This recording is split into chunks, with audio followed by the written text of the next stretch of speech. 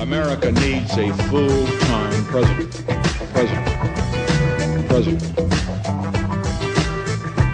and a full-time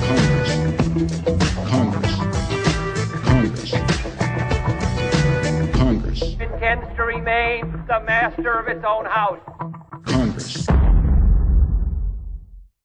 The Comptroller General of the United States is the Director of the Government Accountability Office, or GAO, formerly known as the General Accounting Office, a legislative branch agency founded by Congress in 1921 to ensure the fiscal and managerial accountability of the federal government. The Comptroller General has the responsibility to audit the financial statements that the Secretary of the Treasury and the Director of the Office of Management and Budget present to the Congress and the President. For every fiscal year since 1996, when consolidated financial statements began, the Comptroller General has refused to endorse the accuracy of the consolidated figures for the federal budget, citing 1. Serious financial management problems at the Department of Defense.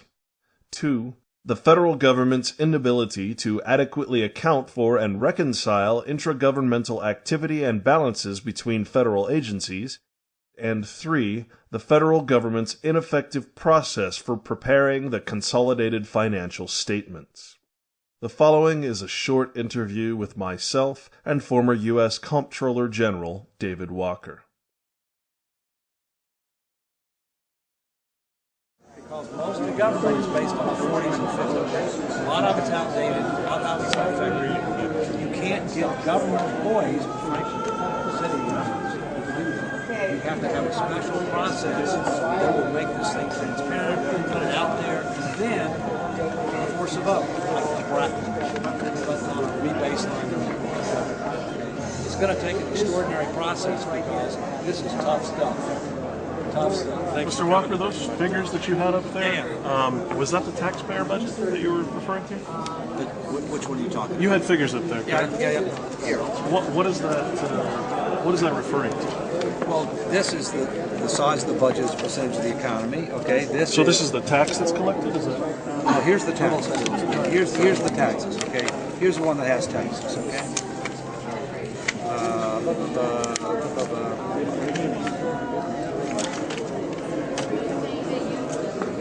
We had a $1.4 trillion deficit last year. We expect to have about $1.4 trillion deficit this year. Hold on a second. I've got a deficit in what? In the money the difference the federal between the money government that we pull in, yeah. The difference between what we pull in and what we pay. As far as tax, or is that all revenue? We spent last year this year we're estimating we're going to spend $3.5 trillion. All right? That's total everything? That's total everything. Okay? We're going to take in about $2.1 trillion in revenues. That's from corporate income taxes, personal income taxes, payroll taxes, fees, and all that kind of stuff. So, right? can you tell me the difference then between this and the comprehensive annual financial report, which shows trillions and trillions and trillions of dollars that the government has? Here's the difference. In investments. The difference is this is the budget, which is cash-based. In other words, money that comes from the taxpayer goes in, right, but comes it's out. Cash-based. It's not accrual-based. And then the financial statements are accrual-based. All right, and so therefore that's why you get the numbers like I talked about: 38 trillion for Medicare, 7.8 trillion. You know, because the government accounts for it cash in, cash out. They don't look at. On the budget doesn't look at the future obligations. Right, but why isn't the comprehensive annual financial report actually shared with the people? I know it's a public document because all corporations it comes out have about to do December. Well, yeah, but it's not a corporation. But it's kind of the best kept secret. It comes out about December 15th of each year. This year it came out later. All right. It's something that we push on our website, pgpf.org. Not the actual report, because the actual report's about nobody's going to read it. We do a citizen's guide to the State of the Union finances, graphics, charts, graph, bigger print. Pulls together numbers from here, here, and here. Look at that. That's what you Well, I guess my question really is, if say 2008 or 2007, government pulled in collectively, according to the comprehensive annual financial reports, which is the full budget, pulled in about $14 trillion, whereas the public, after taxation, pulled in about $5 trillion. You're thinking about the economy. I'm talking about the whole United States. When you take into consideration all 185,000 You're talking about governments. the economy, okay? The the economy right now is about 14.5 trillion. That's the U.S. economy. That's what the government pulls in. No, that's not what the government. Yes, it is. Actually, that's what they pulled in 2007. With taxation trillion. plus all of the investments, your condos that you build in. Well, that's in the Australia. economy. That's not the government. Well, what is the government doing with all of these investments? Why does the U.S. They're not government. Why does the federal government own 95% of Nevada and 97% of Utah? That's an issue of federal lands. Okay, federal mineral. That's an asset, right? That's correct. And you are correct in saying that that's not on the balance sheet. They don't value that because they have no intention to sell it. All right? I'm not saying that's right or wrong. I'm just trying to explain it. Is it the government's land or is it our land? Well, It's the people's land. it's supposed to be. But if the government is a corporation and it's actually 185,000 different corporations, how is something that's owned by a corporation our land? Government is not a corporation. Yes, it is. Most certainly, all corporations have to file a comprehensive annual financial report. But the government is not a corporation. It's most certainly is. I can assure you it's not. Really, It's wrong. the government is not a corporation. Are the It does file a comprehensive annual financial report, but the reason it does that is because there's a federal law that says that has to be done. I was the Auditor General of the United States. I know, that's why I'm asking you. I'm the one that had to sign off. There's something called the Chief Financial Officers Act. Okay, that's what the requirement is. That has nothing to do with it being a corporation. Why It's a is sovereign state. it that all this money is sitting there, trillions and trillions and trillions of dollars, worldwide investments, and yet we always only see the All I taxpayer can budget say that's is- always in the red? What I can say That's is, my question. all right, there's two issues, and then I got to go on to something else because I got another speech. All right? This is really the only issue. Number one, there's a difference between the economy, which the government doesn't control. All right, the government is a percentage of the economy. This year, the federal government is 24% of the economy. All right, which is higher than average. Right? There's a difference between that, which the government controls, and things that are controlled by the government. And so the 14 point something is a lot of things the government don't control. All right, most of it doesn't. 76% it doesn't. On the other hand, you make a valid point to say there are some things that the government does control that it's not providing adequate transparency as to the value. State lands, mineral rights, etc. And I and others are trying to end up changing the accounting rules on some of that so that we have it. But then it's a different issue as to whether or not you dispose of it, on what basis you dispose of it. When we look at these reports, I'm sorry to keep harping on this, but I look and I see if I add up all of the stock investments, I see that the government actually has controlling interest, through stock in most Fortune 500 companies, including Microsoft, 83%. How they own 87% of everything. You'll have to in the send me country. an email as to how you get this. You can actually go to CAFR1.com, talk to a man named Walter Bouvier. Well, but You've probably heard of him. just send me an email. Thank you, sir. Just send me an email. I appreciate your time. That's all. Thank you. Thank you.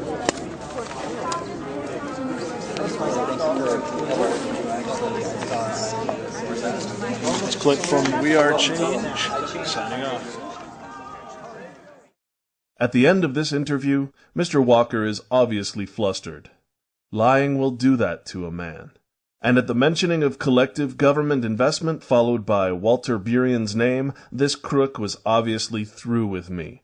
He turns and asks the puzzled man looking to my right, who has said nothing for the last 7 minutes, and asks him about his question, which he didn't ask. Boy, this is fun. As a polished politician and public affairs professional, the former Comptroller General is caught here in a lie so astronomical and outrageous that his smile and posturing almost fool us into thinking he actually believes his own preposterous rhetoric. You know, there is no worse feeling than when a person, especially a corrupt politician, lies right to your face. So let's take a closer look at the Honorable David M. Walker. Dave is president and CEO of the Peter G. Peterson Foundation. In this capacity, he leads the foundation's efforts to promote federal financial responsibility today in order to create more opportunity tomorrow. Opportunity for who? Prior to assuming his position with the foundation in March of 2008, Dave served as the 7th Comptroller General of the United States and head of the U.S. Government Accountability Office, or GAO, for almost 10 years. Now remember that office, the Government Accountability Office? We're going to bring that up a little later. A little farther down, it says that Dave is chairman of the United Nations Independent Audit Advisory Committee, as a member of the Public Company Accounting Oversight Board Advisory Committee, and as a member of the Trilateral Commission. Now, most members of these organizations, like the Trilateral Commission, aren't so forthcoming about their memberships. Hey, let's look at that again. The Honorable David M. Walker. Now, in future presentations, I'll discuss the Peter G. Peterson Foundation, its main objectives, where the money comes from, and its involvement with the Agenda 21 efforts in this country. Let's examine what the former Auditor General of the United States said during this interview. The big lie. The government is not a corporation, I assure you. When I heard this come out of Mr. Walker's mouth, I nearly laughed. Apparently, he thought I wouldn't follow up on this little talk we had. But he was wrong. And the first person to receive this documentary will be Mr. David Walker. After all, he gave me his card and asked for more information. So here it is, Dave. Let's start with my own town, Salt Lake City, in the great state of Utah, very near to where this interview took place. I was sent a letter not too long ago for a parking violation that I never received from the Salt Lake City Law Department. Here, now, is a picture of that letter.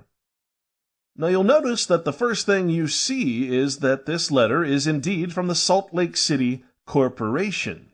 This is the government of the city of Salt Lake, and it doesn't really get any plainer than that. Now, in the first paragraph, it states that I am in default on the debt which I owe to the Salt Lake City Corporation, which they have cleverly nicknamed the City, for outstanding parking fines. The city, meaning the corporation or municipality, acting on behalf of the city, demands that I pay the entire amount due, plus what I'm assuming is a late fee no later than 10 days from the date of this letter. And as we read on, after numerous threats of retaliation, the confiscation or theft of my vehicle, and a negative ding on my credit rating, the Salt Lake City Corporation actually has the nerve to tell me to please govern myself accordingly. Then they tell me that I can't pay this bill in cash, and that I'm supposed to make my check payable to the Salt Lake City Corporation.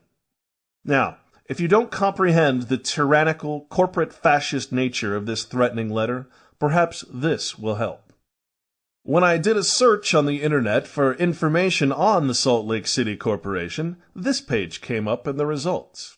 And there in the description section it states, the Salt Lake City Corporation is a private company, categorized under fire protection, local government, and located in Salt Lake City, Utah. So my city government is a private corporation? Not public, but private?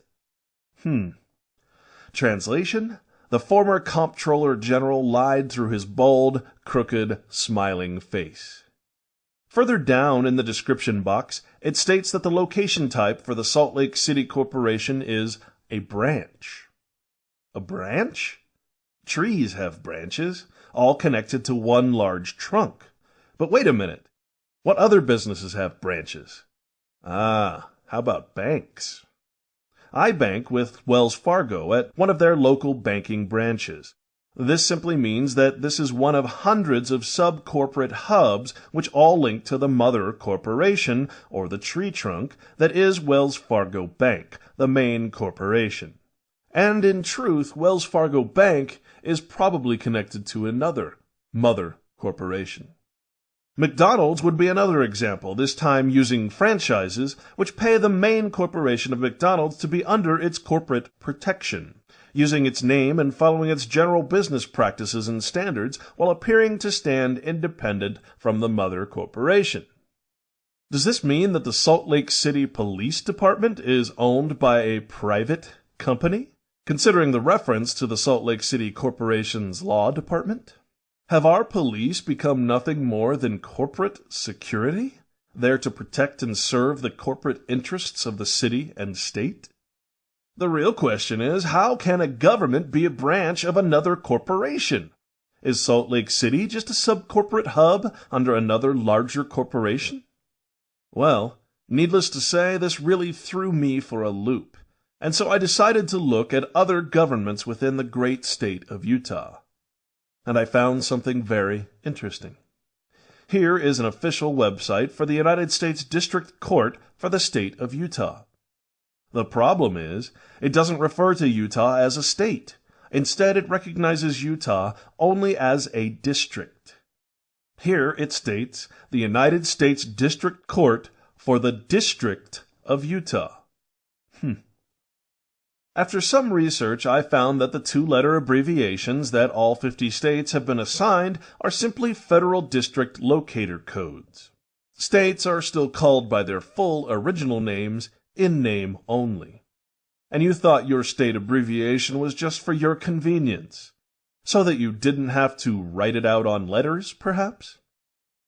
Are other states in the same predicament? You betcha.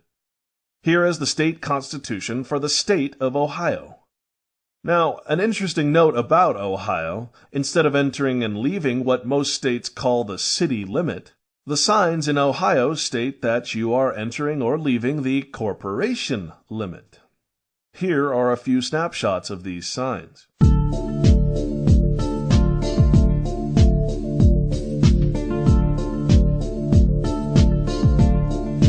This one is especially interesting, a 40-year before and after shot.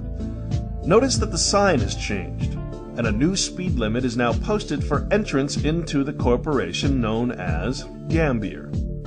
This is common as each corporation has different speed limits. It also ensures that certain percentages of taxpayers will be speeding once they cross the corporate line. And that means speeding tickets. And that, my friends, means corporate revenue. Back to the Ohio State Constitution. When I click on the link, Organization of Cities, etc., I get the following page. The General Assembly shall provide for the organization of cities and incorporated villages by general laws and restrict their power so as to prevent the abuse of such power. Now, the key word here is obviously incorporated. But also, organization is a corporate term, just as businesses are organized and then reorganized in a bankruptcy. And just as the United States, as a federal corporation, has been reorganized more than one time in its history. In order to qualify this as true and break through the belief system set up by the corporate media, you may pause this video now and read this statement by Republican James Traficant, which is in Congressional Record and was stated before he was thrown into jail. In Corporate Bankruptcy Code, Chapter 9 bankruptcies are allowed only for state municipalities. Chapter 9 bankruptcies are a form of corporate reorganization and not liquidation. So just what is a municipality? To get the answer to this, I went to a commonly used website named Wikipedia. Now, I don't usually use Wikipedia as a source, but in this case I made an exception. The information is well sourced and easily verifiable. A municipality, or municipal corporation, is the legal term for a local governing body, including but not necessarily limited to cities, counties, towns, townships, charter townships, villages, and boroughs, like the 5 boroughs which comprise New York City proper. Municipal incorporation occurs when such municipalities become self-governing corporate entities under the laws of the state or province in which they are located. Often, this event is marked by the award or declaration of a municipal charter from the state of incorporation. Let's take one of the largest states as an example. Do you live in California? If so, which corporation do you live in? There are 480 incorporated municipalities in California, of which 458 are called cities and 22 are called towns. Under California law, the terms city and town are explicitly interchangeable. See Government Code sections 34500 through 34504. So, the name of a municipal corporation can either be City of blank or Town of blank, regardless of its population. The term township is obsolete. The terms villages and borough have never been used in California. Here's an alphabetical list, and I'll bet that you find your own city or town. Notice that the left-hand column lists the city or municipality, the middle column lists the county where that municipality is housed, which is a totally separate corporate entity with its own local, national, and international investments and enterprise operations that must also file a comprehensive annual financial report every end of business year. And the right-hand column shows the date of incorporation for the city or municipality, some going more than a century back in history.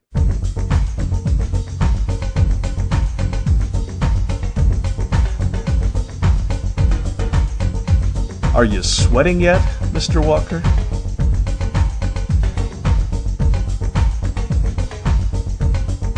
Which corporation do you live in?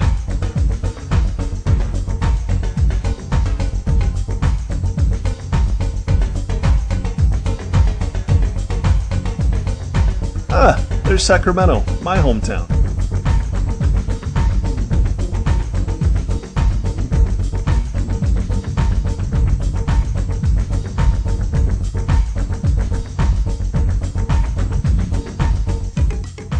So let's use California as our example state. California has one of the largest economies in the world.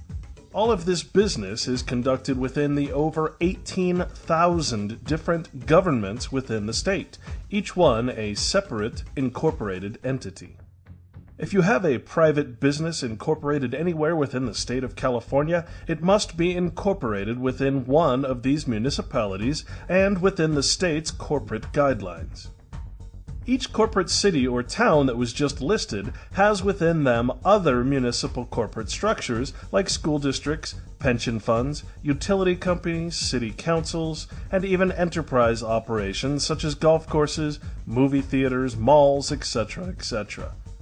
As stated earlier, the government owns just about everything you see through collective investment. But you must not think of these as just individual corporations, for as we saw above with the Salt Lake City Corporation, these more than 18,000 corporate governments in California are like bank branches as well. The only way to get a grasp on the power, wealth, prosperity, land, and property ownership of the state of California is to take all of these over 18,000 individual corporate governments, including school districts, counties, the state corporation, municipalities, enterprise operations, cities, towns, pension funds, etc., not forgetting its foreign investments and operations. For instance, CalSTRS is now an offshore multinational corporation, and then add up their collective private investments and count them as branches or sub-corporations of one main corporation, which is California Incorporated. What better way to hide the wealth of the corporate government than to divide it up into thousands and thousands of branches, making it nearly impossible to add up the actual ownership and wealth of the government as a whole? But don't stop there, for then you must consider that collectively between the municipalities and individual corporate governments within all 50 of the United States proper, America houses over 185,000 different corporate governments, municipalities, and entities, which we might as well call branches. Now, the word collective is vital to comprehend here, for as one giant framework of a country, this collective corporate United States government owns almost everything in sight, and this will be shown later in this presentation. The United States has now been almost completely privatized, with land and municipalities often being sold off to foreign investors and foreign private corporations. In fact, under Executive Order 12803, signed by then President of the United States, George H.W. Bush, in 1992, the Corporation of the District of Columbia, Washington, D.C., neither a state nor a part of the 50 States United, This federal corporate government was given the authority to privatize most or all of the infrastructure within the United States without congressional consent or vote. This means that the federal government, or the corporation that acts in lieu of a federal government, can and has allowed the selling of any municipalities or city or any government's assets which were built with taxpayer monies, including but not limited to roads, tunnels, bridges, electricity supply facilities, mass transit, rail transportation, airports, ports, waterways, recycling wastewater treatment facilities, solid waste disposal facilities, hospitals, prisons, schools, and housing.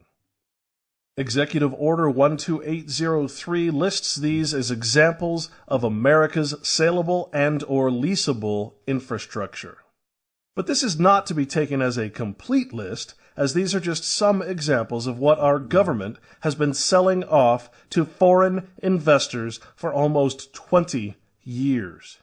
Executive Order 12803 names this authority in its destructive pages as infrastructure privatization, and states that this power allows for the, quote, disposition or transfer of an infrastructure asset, such as by sale or by long-term lease from a state or local government to a private party. Now, wasn't it our good friend David Walker who said that the government isn't interested in selling off these assets that they don't list on the taxpayer budget? Well, what is the government doing with all of these investments? Why does the U.S. Why does the federal government own 95% of Nevada and 97% of Utah? That's an issue of federal lands, okay, federal mineral. That's an asset, right? That's correct. And you are correct in saying that that's not on the balance sheet.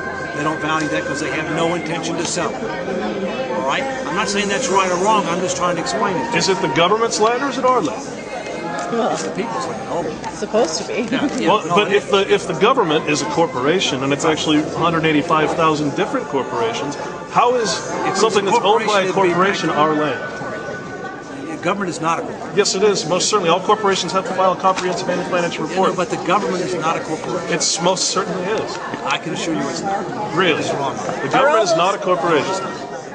When we look at Executive Order 12803, Infrastructure Privatization, we read in Section 1, Definitions, for purposes of this order, A, privatization means the disposition or transfer of an infrastructure asset, such as by sale or by long-term lease from a state or local government to a private party.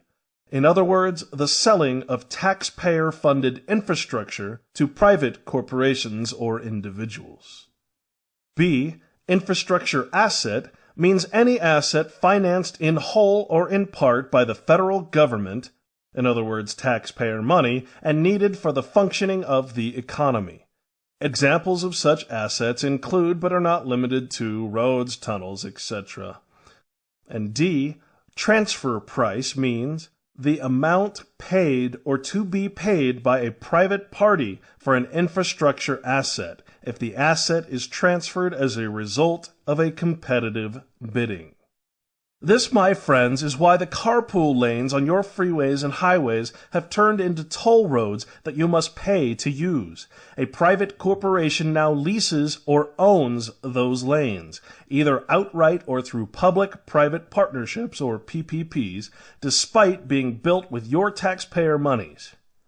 This is also why closed-circuit TV cameras are now mounted just about everywhere you look, monitoring your every move at every major intersection that you cross. This is why the parking police in Hollywood are actually part of a private corporation based in New York City that only hires minorities and who takes no oath to the Constitution. This is why the parking meters in downtown Chicago now cost $27 to park for only half an hour. They were sold off and leased to private enterprises. And this is why your gas, electric, sewer, trash, and other utility prices are going through the roof. Privatization means deregulation. Deregulation means no limitations on pricing due to the monopolistic authority granted by the state through these partnerships.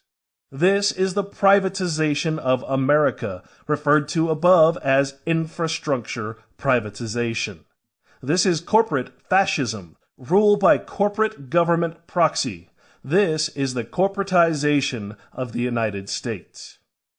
In another article by Jean Dugan, entitled Facing Budget Gaps, Cities Sell Parking, Airports, Zoo, she writes, cities and states across the nation are selling and leasing everything from airports to zoos, a fire sale that could help plug budget holes now but worsen their financial woes over the long run.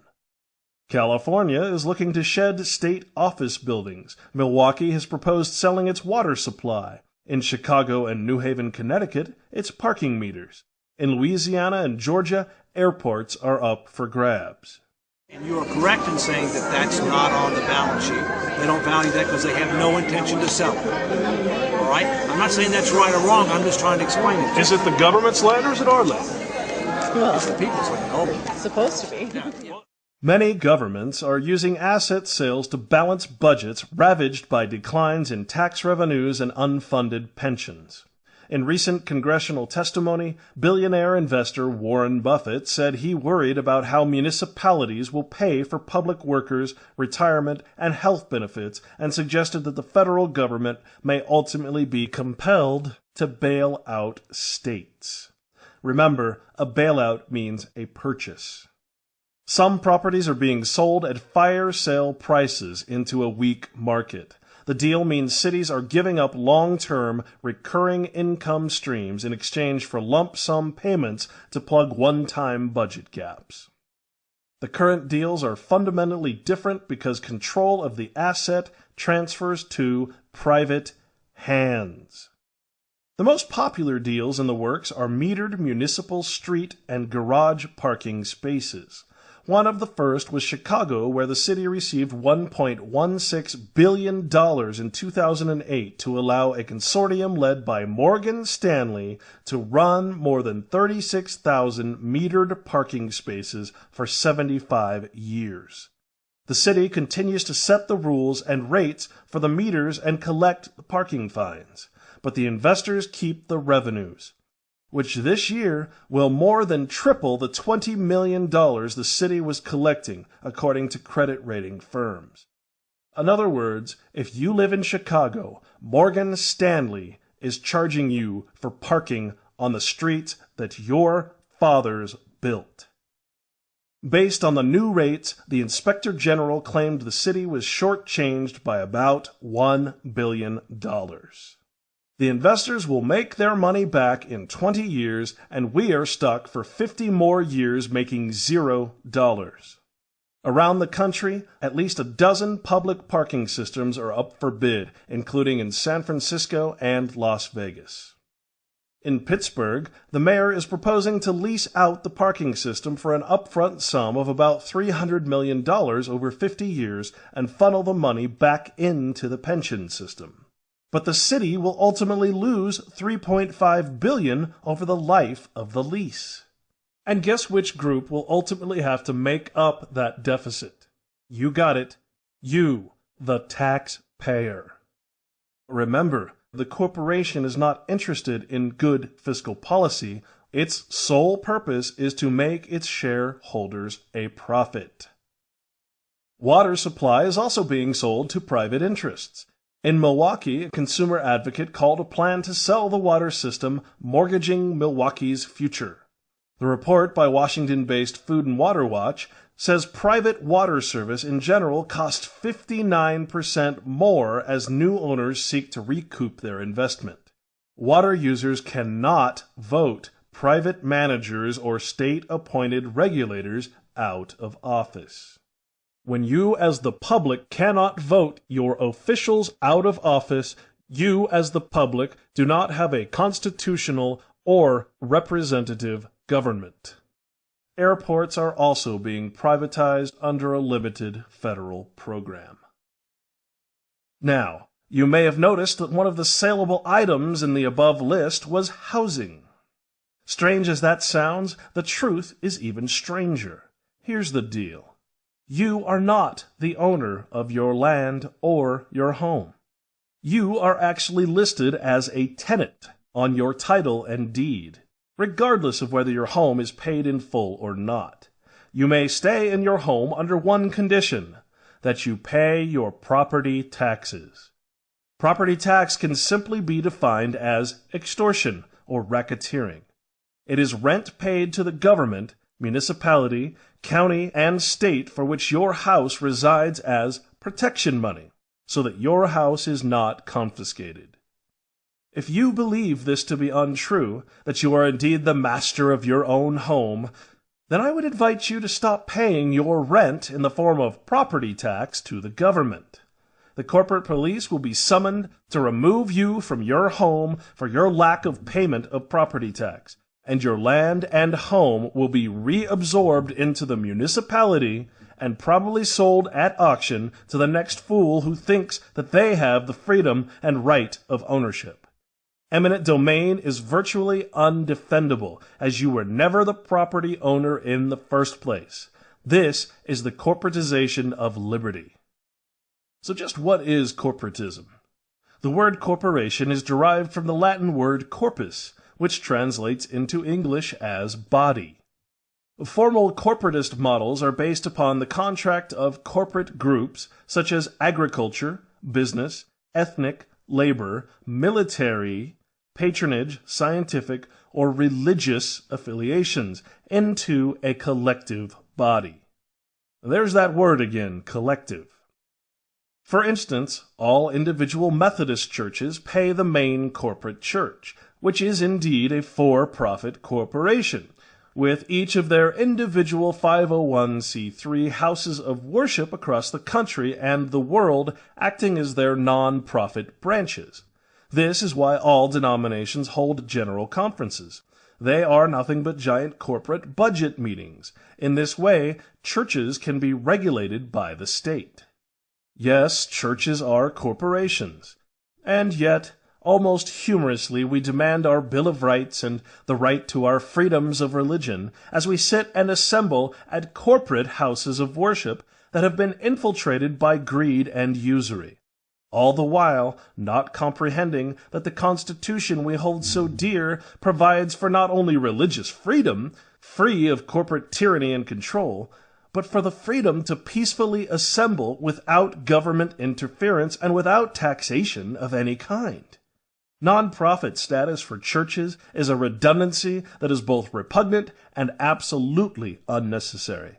This is the corporatization of God.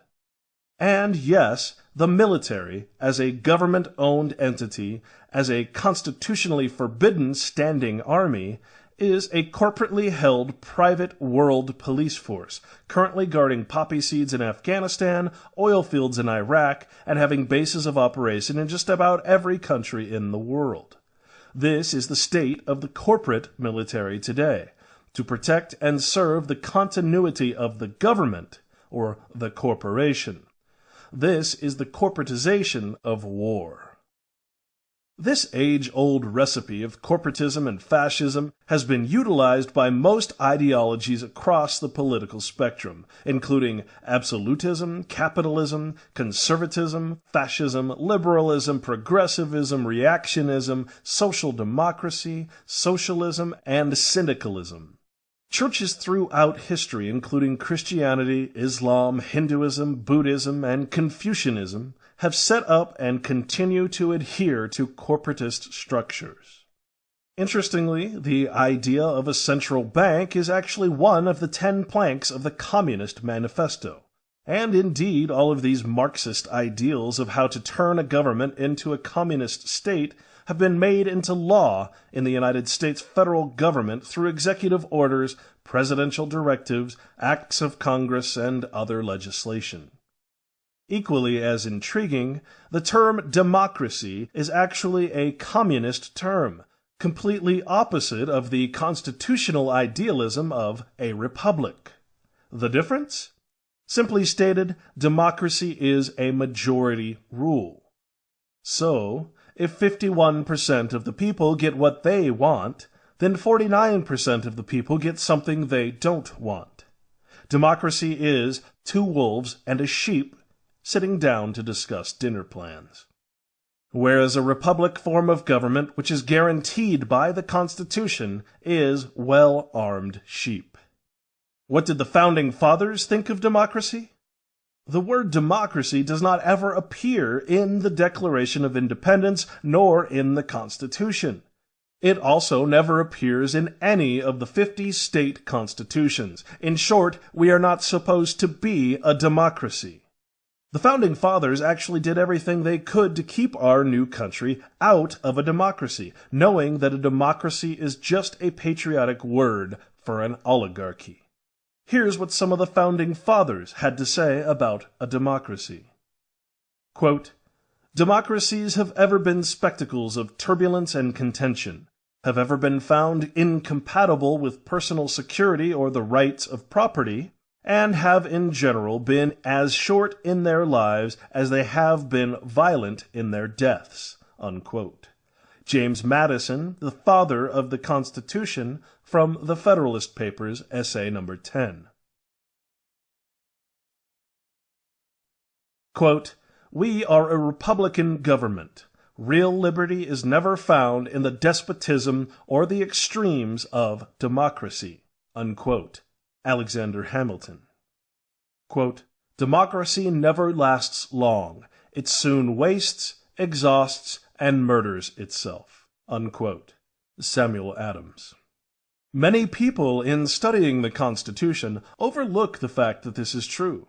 Many Americans think that the Constitution was the inventor of the democracy, and do not understand that Rome was a republic for 230 years, until 27 B.C., at which time it became a democracy, lasting for around 207 years.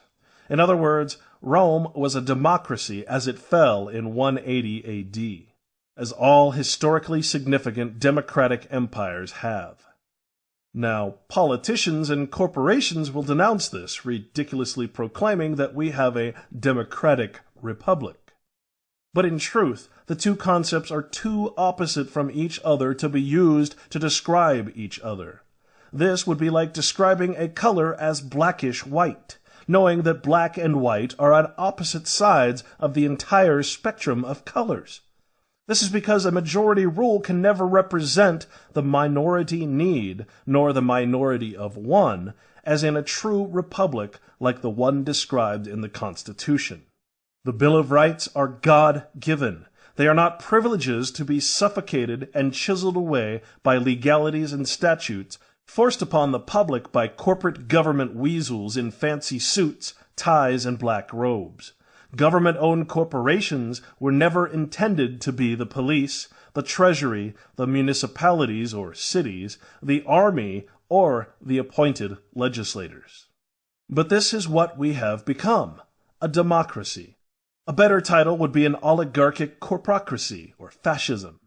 Corporations owned through a collective investment by the government, whom advertise popular candidates like Obama, knowing that once he is elected he will appoint former, current, and future corporation lobbyists and attorneys, CEOs, and board members into positions favorable to private corporate government no-bid contracts, thus ensuring future revenue generation for the government-owned corporations while generating wealth and kickbacks for the corporate representatives that are appointed by the elected official, namely the President of the United States Corporation, U.S. Inc. Remember, by electing one person as president, you are giving permission to that person to appoint hundreds and hundreds of unelected officials, who then also appoint unelected officials under themselves, and thousands of appointed corporate power brokers with fancy titles like Secretary of State, Chief of Staff, and Secretary of Defense. The point here is this: you do not have a representative government. End of story. For representation requires the majority vote of the public.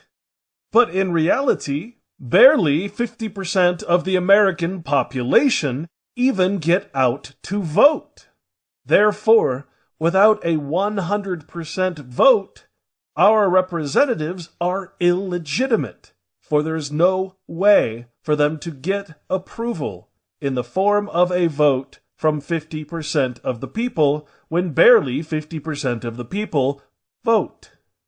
Thus, when we hear our politicians and media hounds constantly harping about bringing democracy to the rest of the world, what this really means is that the United States Incorporated wants to expand its business base internationally, be it oil in Iraq, poppy seeds in Afghanistan, water and mineral rights in South America, or simply the power to use our corporate and United Nations-controlled military to destroy a country's infrastructure so that companies like Halliburton can receive billions in taxpayer money to rebuild what U.S. Inc. destroys.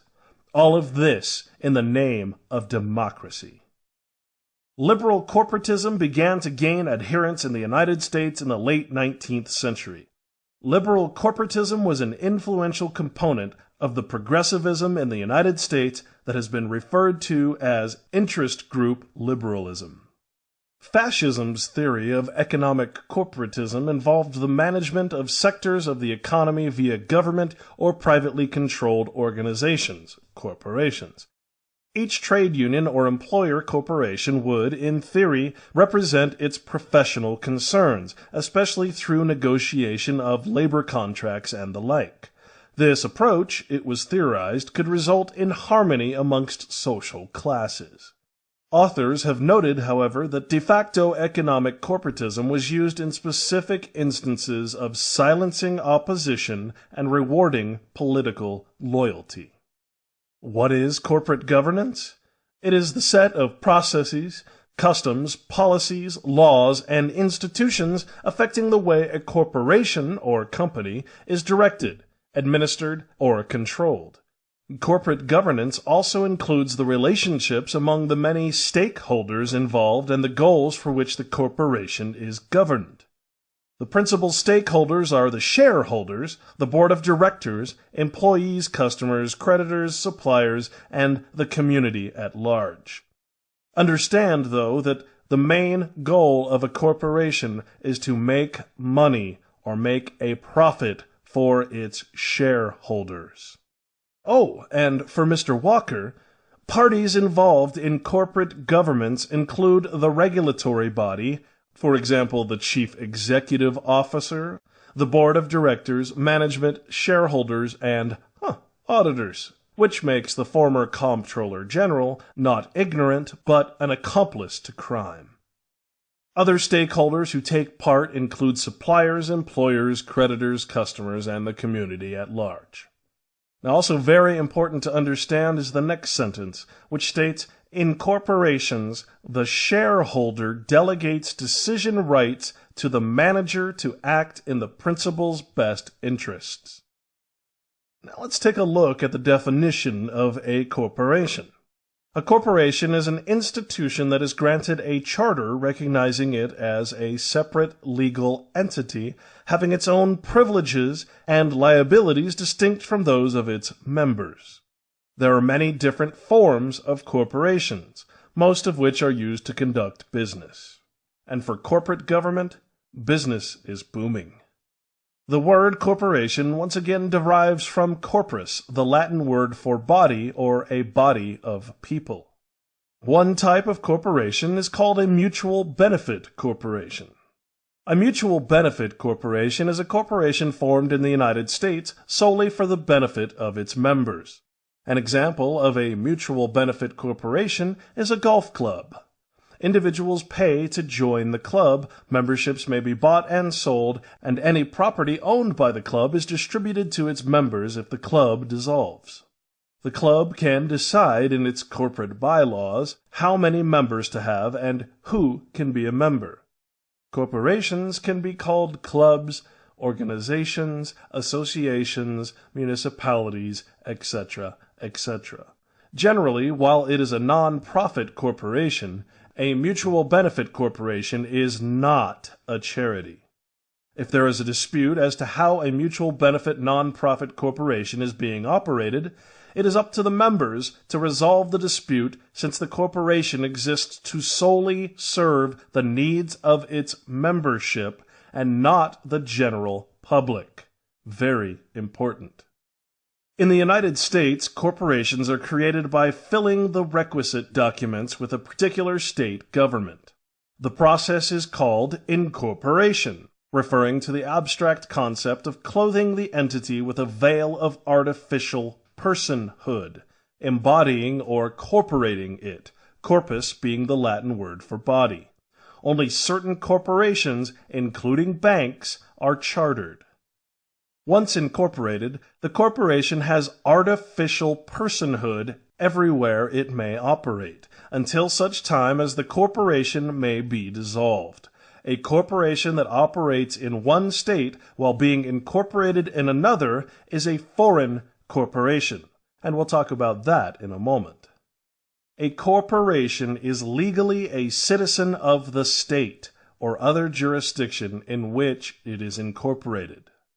Many large corporations are incorporated in Delaware, for example, without being physically located there because the state has very favorable corporate tax and disclosure laws. As juristic persons, corporations have certain rights that attach to natural persons. In other words, you and me, human beings, natural living beings with a soul. But a corporation has no constitutional right to freely exercise its religion because religious exercise is something that only natural persons can do. That is, only human beings, not business entities, have the necessary faculties of belief and spirituality that enable them to possess and exercise religious beliefs. Once again, because human beings have a soul. And finally, we come to a government-owned corporation. A government-owned corporation, state-owned enterprise, state enterprise, government business enterprise, or parastatal, is a legal entity created by a government to undertake commercial activities on behalf of an owner government. Government-owned corporations can be fully owned or partially owned by government. As a definitional issue, it is difficult to determine categorically what level of state ownership would qualify an entity to be considered as state-owned, since governments can also own regular stock without implying any special interference. As an example, the Chinese Investment Corporation agreed in 2007 to acquire a 9.9% interest in the global investment bank Morgan Stanley. But it is unlikely that this would qualify the later as a government-owned corporation. Government-owned or state-run enterprises are often the result of corporatization, a process in which government agencies and departments are reorganized as semi-autonomous corporate entities, sometimes with partial shares listed on stock exchanges. The term government-linked company, or GLC, is sometimes used to refer to corporate entities that may be private or public, listed on a stock exchange where an existing government owns a stake using a holding company. There are two main definitions of government-linked companies which are dependent on the proportion of the corporate entity a government owns. One definition purports that a company is classified as a government-linked company if a government owns an effective controlling interest, greater than 50%, while the second definition suggests that any corporate entity that has a government as a shareholder is a government-linked corporation. The problem is, all corporations have the government as a major shareholder. Dow Jones has identified over 100,000 government-owned or controlled corporations in its anti-corruption service. This number far exceeds earlier estimates by the OECD. A quasi-governmental organization, corporation, business, or agency, parastatal, is an entity that is treated by national laws and regulations to be under the guidance of the government, but also separate and autonomous from the government. While the entity may receive some revenue from charging customers for its services, these organizations are often partially or majorly funded by the government. They are usually considered highly important to smooth running of society and are sometimes propped up with cash infusions or bailouts in times of crisis to help surmount situations that would bankrupt a normal, privately owned business. They may also possess law enforcement authority, usually related to their functions. In the United States, the government-sponsored enterprises, or GSEs, are a group of financial services corporations created by the United States Congress. The United States government-sponsored enterprises are private corporations owned by their stockholders, rather than government-owned corporations. Their primary function is to generate profits for their stockholders, but they are structured and regulated by the U.S. government to enhance the availability and reduce the cost of credit to targeted borrowing sectors: agriculture, home finance, and education. Congress created the first government-sponsored enterprise in 1916 with the creation of the Farm Credit System. It initiated government-sponsored enterprises in the home finance segment of the economy with the creation of the Federal Home Loan Banks in 1932. And it targeted education when it chartered Sallie Mae in 1972. Although Congress allowed Sallie Mae to relinquish its government sponsorship and become a fully private institution via legislation in 1995. In other words, a private company bought it after Bush said it was okay. The residential mortgage borrowing segment is by far the largest of the borrowing segments in which the government-sponsored enterprises operate. Together, the three mortgage finance GSEs, Fannie Mae, Freddie Mac, and the 12 Federal Home Loan Banks have several $1 trillion of on-balance sheet assets. The federal government possesses warrants which, if exercised, would allow them to take a 79.9% ownership share in the companies. Municipal corporations are public corporations that have devolved democratic control over local matters within a geographic region. They are often styled villages, towns, townships, cities, or counties. Though these municipal corporations are often regulated and sometimes financed by the state government, and often can collect taxes, they are arm's-length, non-sovereign, devolved public entities, and a state government which charters them is not legally responsible for their debts in the event of a municipal bankruptcy. So if you have your money invested in a pension fund within a municipality, there is no recourse. You will lose your money in the case of a municipal bankruptcy. Lotteries in the United States are also run by government corporations, such as the Georgia Lottery Corporation and many others, and you wonder why that money never makes it to schools. In an article from January of 2010, the Associated Press writes, Supreme Court ends limits on corporate campaign spending. The Supreme Court ruled today that corporations may spend as freely as they like to support or oppose candidates for president and Congress, easing decades-old limits on business efforts to influence federal campaigns. The justices also struck down part of the landmark McCain-Feingold campaign finance bill that barred union and corporate paid issue ads in the closing days of election campaigns. Washington. A closely divided Supreme Court on Thursday swept away long-standing limits on campaign spending by unions and corporations. In a long-awaited decision, the court's emboldened conservative majority declared that the limits on so-called independent expenditures by corporations violate First Amendment free speech rights. Remember, corporations are now people, too. The much-anticipated decision means that more money can be spent on federal elections, including this year's congressional elections. This means that corporations now have the same rights as you or me. So what does this precedent, set by the Supreme Court, have to do with taxpayer money? To get the answer to this, let's take a look at the Sunshine Review. Here we have Delaware taxpayer-funded lobbying. Taxpayer-funded lobbying is the practice of engaging in lobbying activities as a public entity. This is done by counties, cities, school districts, public facilities, and many other entities that receive taxpayer money through public funds. This is controversial because the agenda being lobbied for are not decided by taxpayers, whose money is used for the practice. This means the outcomes of lobbying are sometimes opposed to the constituents' benefit.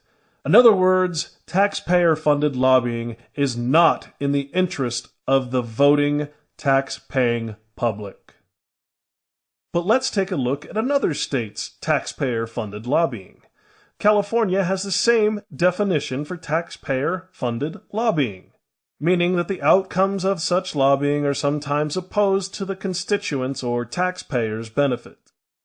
Lobbying the federal government by state and local entities totaled $84.2 million that year. This is the money that's being donated to campaigns. This is the money that's paying for votes. This is the money that is paying for politicians.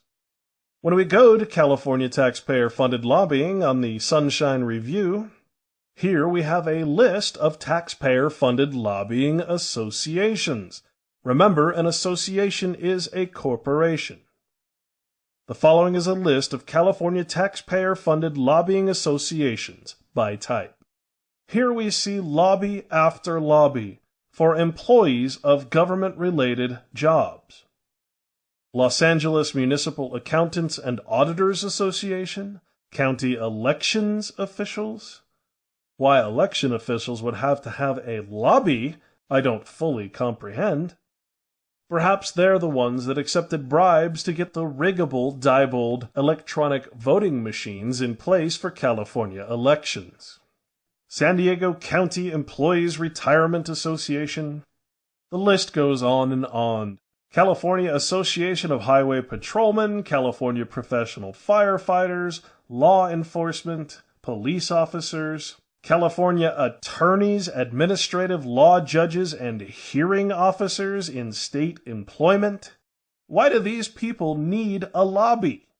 Association of California School Administrators, Association of Low Wealth Schools, Retired Teachers, Federation of Teachers, School Boards Association, School Employees Association. It goes on and on. Association of Joint Powers Authorities, Local Agency Formation Commissions, Professional Scientists,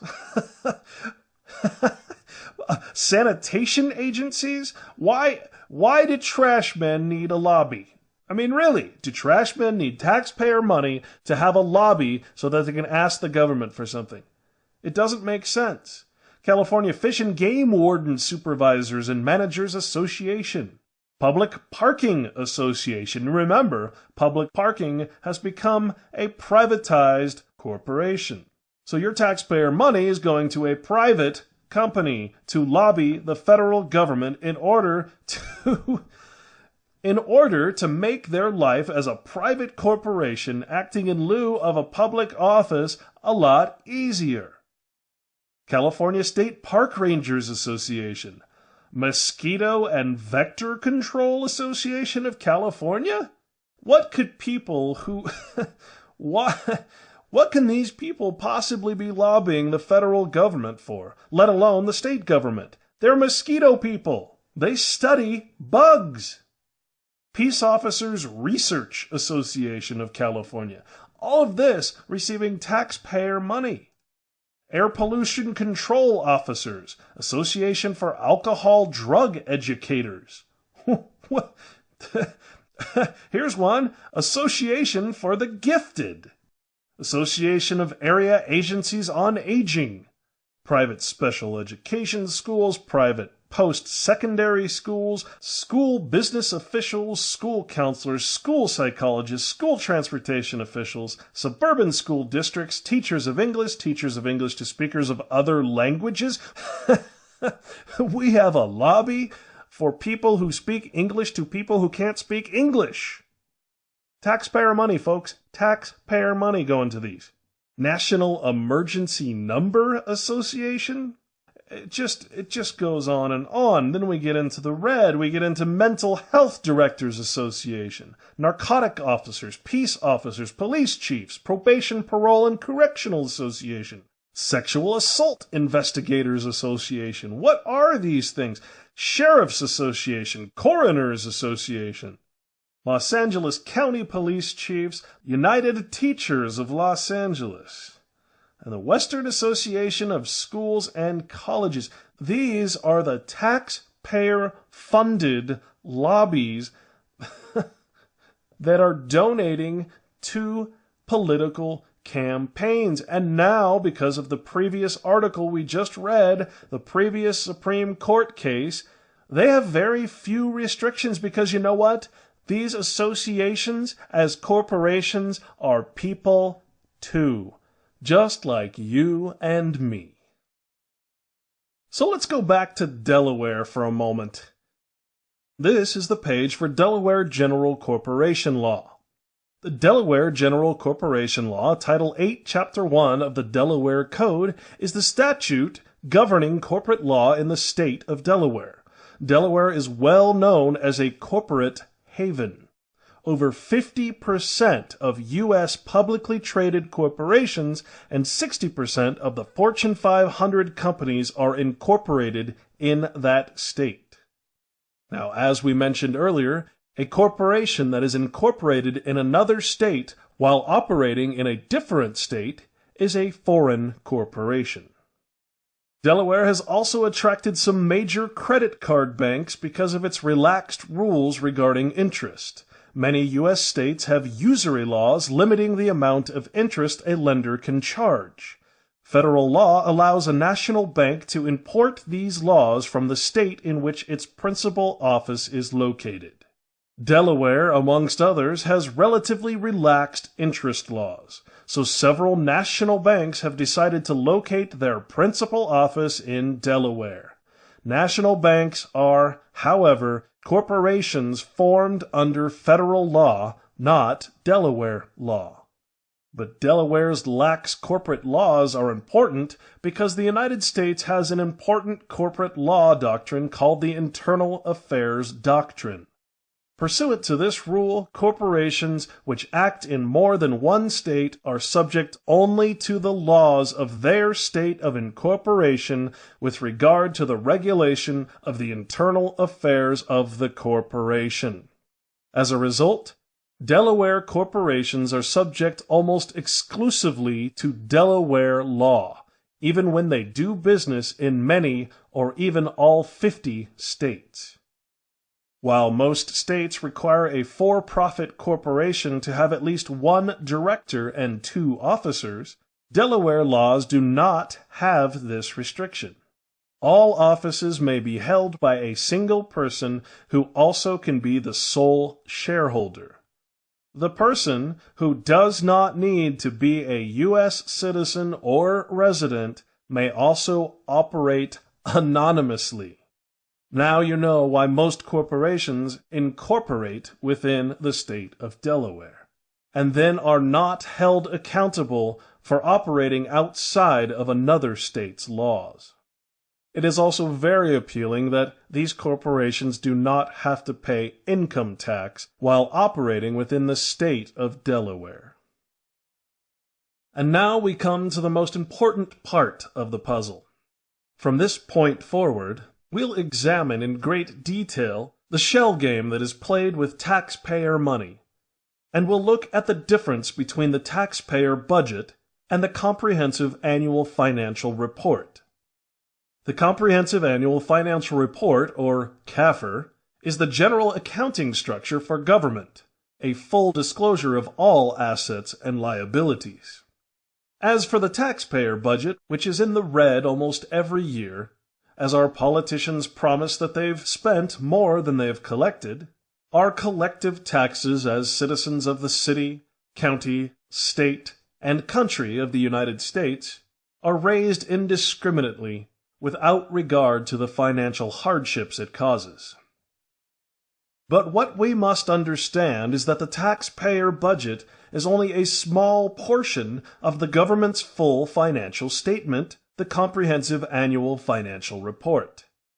The taxpayer budget basically only accounts for the taxes collected from you and me, and the expenditures that the government uses that taxpayer money for within the year. Of course, as an excuse to continuously raise taxes year to year, we find that the thousands and thousands of individual governments throughout the states and the nation always spend more money than they take in. And for the most part, this taxpayer budget is an honest accounting of tax money expenditures. But what is not talked about openly in the media or in any candid public disclosure of note is the financial investments, assets, and holdings of each of the over 185,000 individual governments, municipalities, states, counties, cities, townships, city councils, school districts, enterprise operations, pension funds, and other governmental corporations have in their possession, which are listed on the full financial statement. This is called the Comprehensive Annual Financial Report, the CAFR. As alluded to by the former Comptroller General, Mr. David Walker, this report is mandated by federal law to be filed by all of these thousands of governmental corporate structures. But in truth, the CAFR is literally the Achilles heel of the United States government, U.S. Inc. For if the general public were to ever comprehend what is written within these comprehensive financial reports, there would be a revolution by next week. The Comprehensive Annual Financial Report is the true accounting of government investment and wealth, and it is hiding in plain sight. So let's take a look at some of these financial statements from around the country. They are not hard to find. Simply typing the name of your your city, county, or state government into a search engine, followed by the words Comprehensive Annual Financial Report, or CAFR, will bring up several different years of these financial statements. When considered collectively, we find that through these stock investments, collective government has controlling interest in all Fortune 500 companies and most other major corporations in and outside of the United States.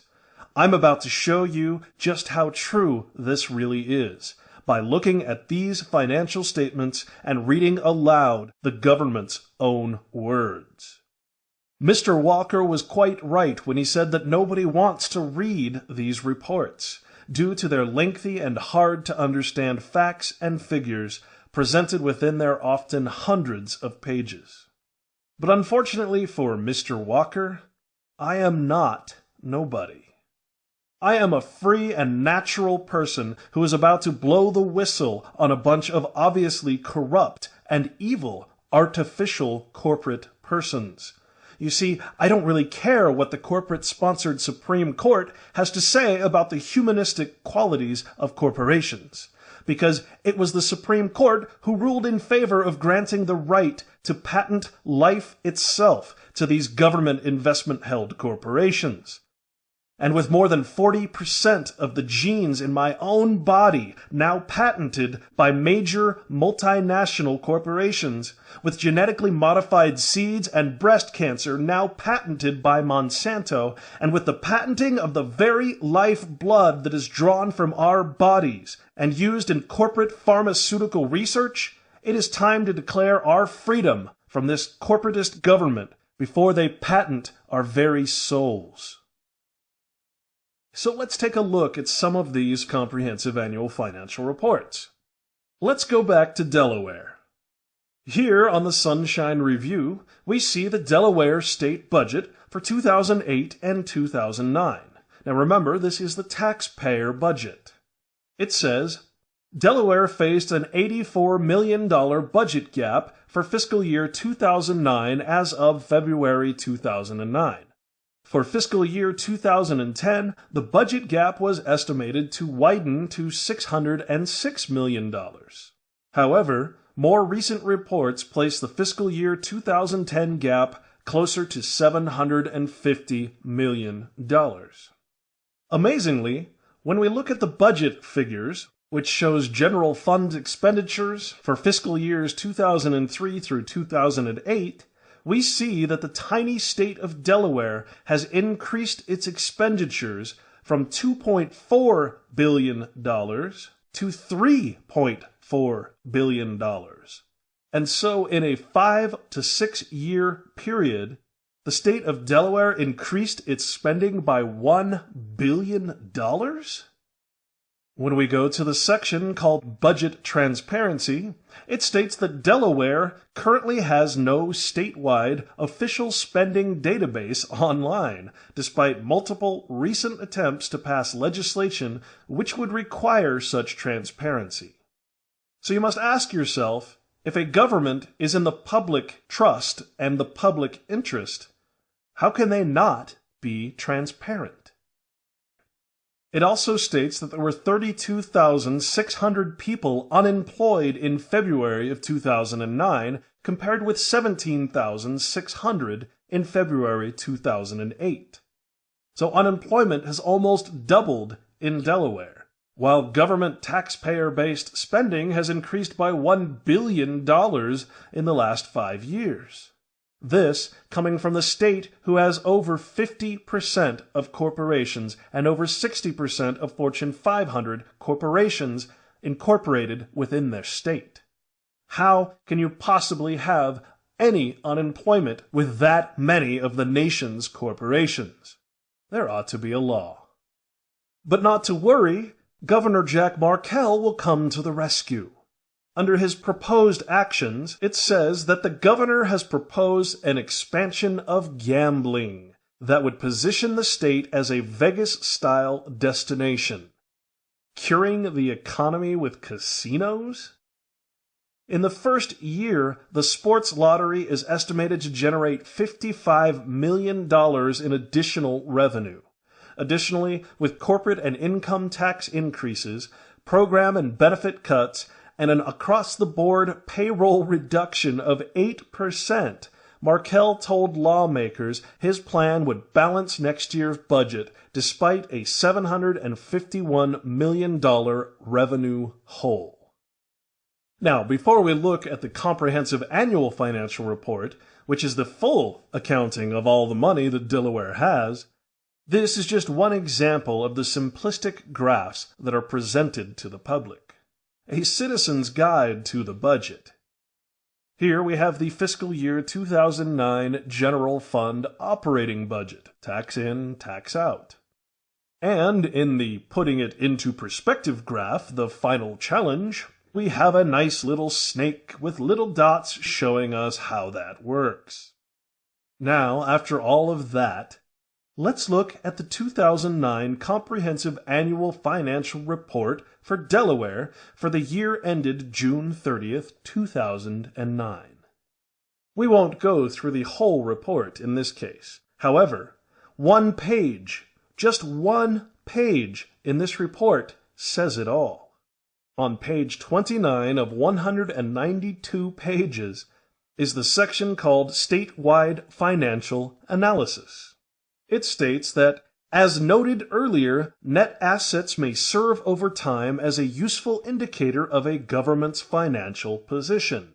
This is referring to all of the investments and holdings that the Delaware state government has been holding for many, many years.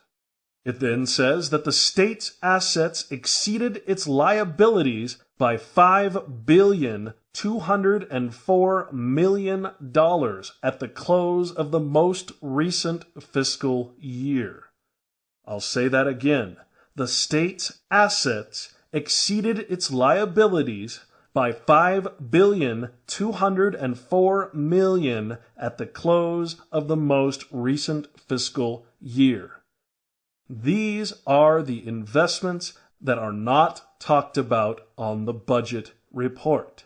Again, we are looking at the comprehensive, meaning full, everything, all assets and holdings. The state's assets exceeded its liabilities by $5,204 million. It then goes on to state that the largest portion of the state's net assets, 84.4%, reflects its investment in capital assets, for example, land, buildings, vehicles, and equipment, less any related outstanding debt used to acquire those assets. And at last it states restricted net assets, comprising 7.5% of total net assets, represents resources that are subject to external restrictions, constitutional provisions, or enabling legislation on how they can be used. In other words, it's monies invested that cannot be liquidated. The remaining portion, unrestricted net assets, at 8.1%, may be used at the state's discretion. However, some of these funds have been appropriated based on state statutes. Now, to translate this, unrestricted net assets that may be used at the state's discretion for whatever the state wants to use it for is 8.1% of $5.2 billion. Now, since I'm sure you don't have a calculator handy, 8.1% of $5,204,700,000 is $421,580,000, which may be used at the state's discretion. Well, that certainly seems to be enough to pay the $84 million budget gap for fiscal year 2009 as reported on the Delaware state budget.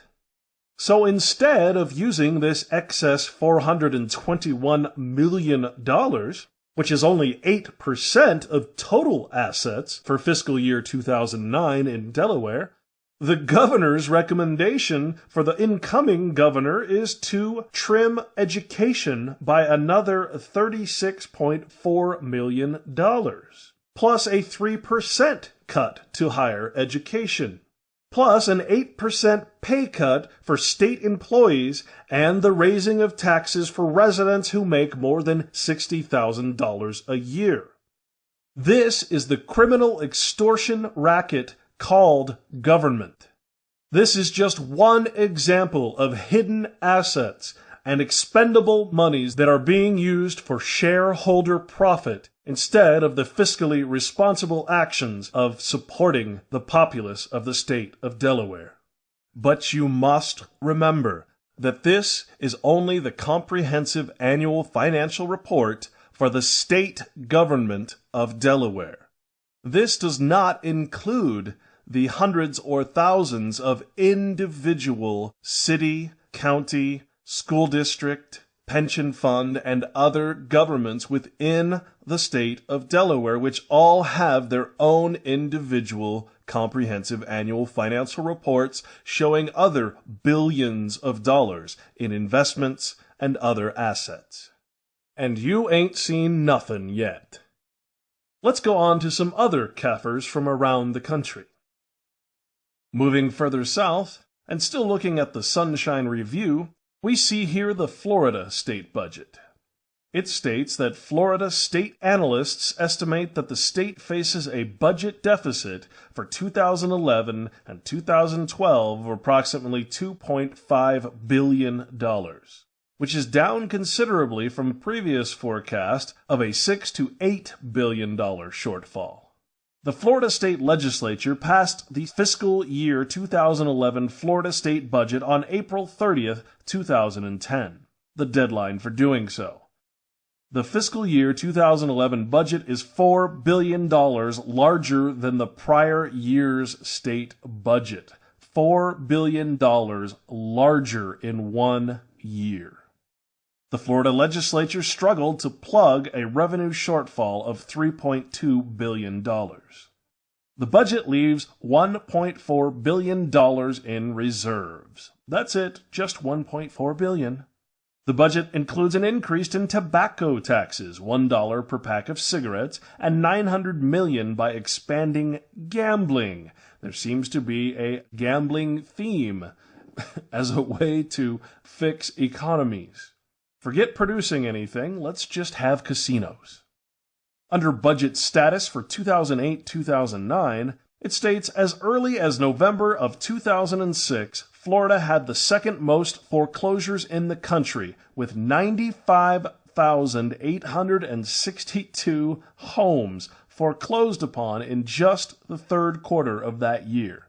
The Florida foreclosure rate remains 1 in 214 homes. In addition to the far-reaching effects of the mortgage crisis, Florida faces long-term budget problems as a result of a decline in its major economic engines, building, migration, and tourism, which have all declined. State revenue has declined for 3 years in a row, and the new fiscal year beginning July 1, 2009, could be the fourth. With the fall in property taxes, school districts remain underfunded. Also, Florida does not have an income tax. It relies heavily on sales tax, corporate tax, and real estate transaction taxes, which have all declined. Perhaps that's because all of the corporations moved to Delaware. Florida has a thing called the 2008 Deficit Elimination Package.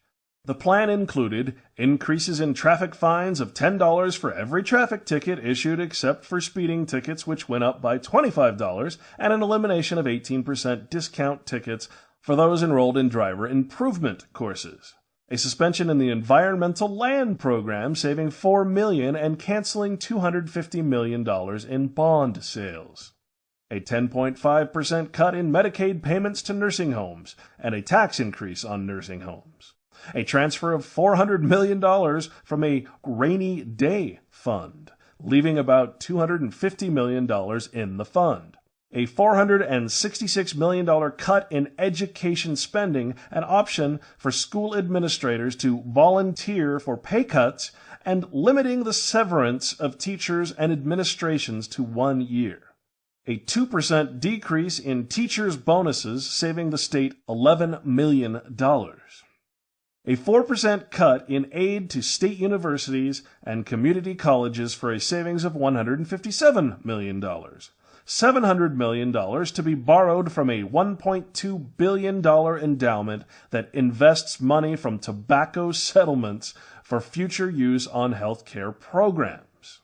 A $9.9 million cut in the state public-private tourism agency, Visit Florida. A 5% cut in a program that helps people with developmental disabilities, including autism. But I'll bet they're still supporting vaccines. A $190 million cut in a program that helps pay for low and moderate income housing. An elimination of 1,400 state jobs, and a $3.7 million decrease in funding for cancer, cardiovascular, stroke, and pulmonary diseases. Yet not one mention of wasteful government spending. The Honorable Charlie Crist, the governor of Florida, in his policy and budget recommendations for fiscal year 2010 and 11, had these budget highlights: keeping Florida's economy vibrant, investing in Florida's workforce and infrastructure, continuing Florida's educational excellence, strengthening Florida's families, keeping Floridians healthy, preserving Florida's natural resources for generations to come, and protecting communities and preserving peace of mind. Now, how do you keep Florida's economy vibrant when you're laying off state workers? How do you invest in Florida's workforce and infrastructure when you're selling it off? How do you continue Florida's educational excellence when you're cutting off school funds? How do you strengthen Florida's families and keep Floridians healthy when you're cutting off Medicare payments and research for cancer and cardiovascular diseases? And how do you protect communities and preserve peace of mind when you are robbing your constituents blind with your hidden wealth and investments? Now, this is quite reminiscent of Barack Obama's Hope and Change campaign. But you cannot legislate hope, and you cannot hope for change without a representative government.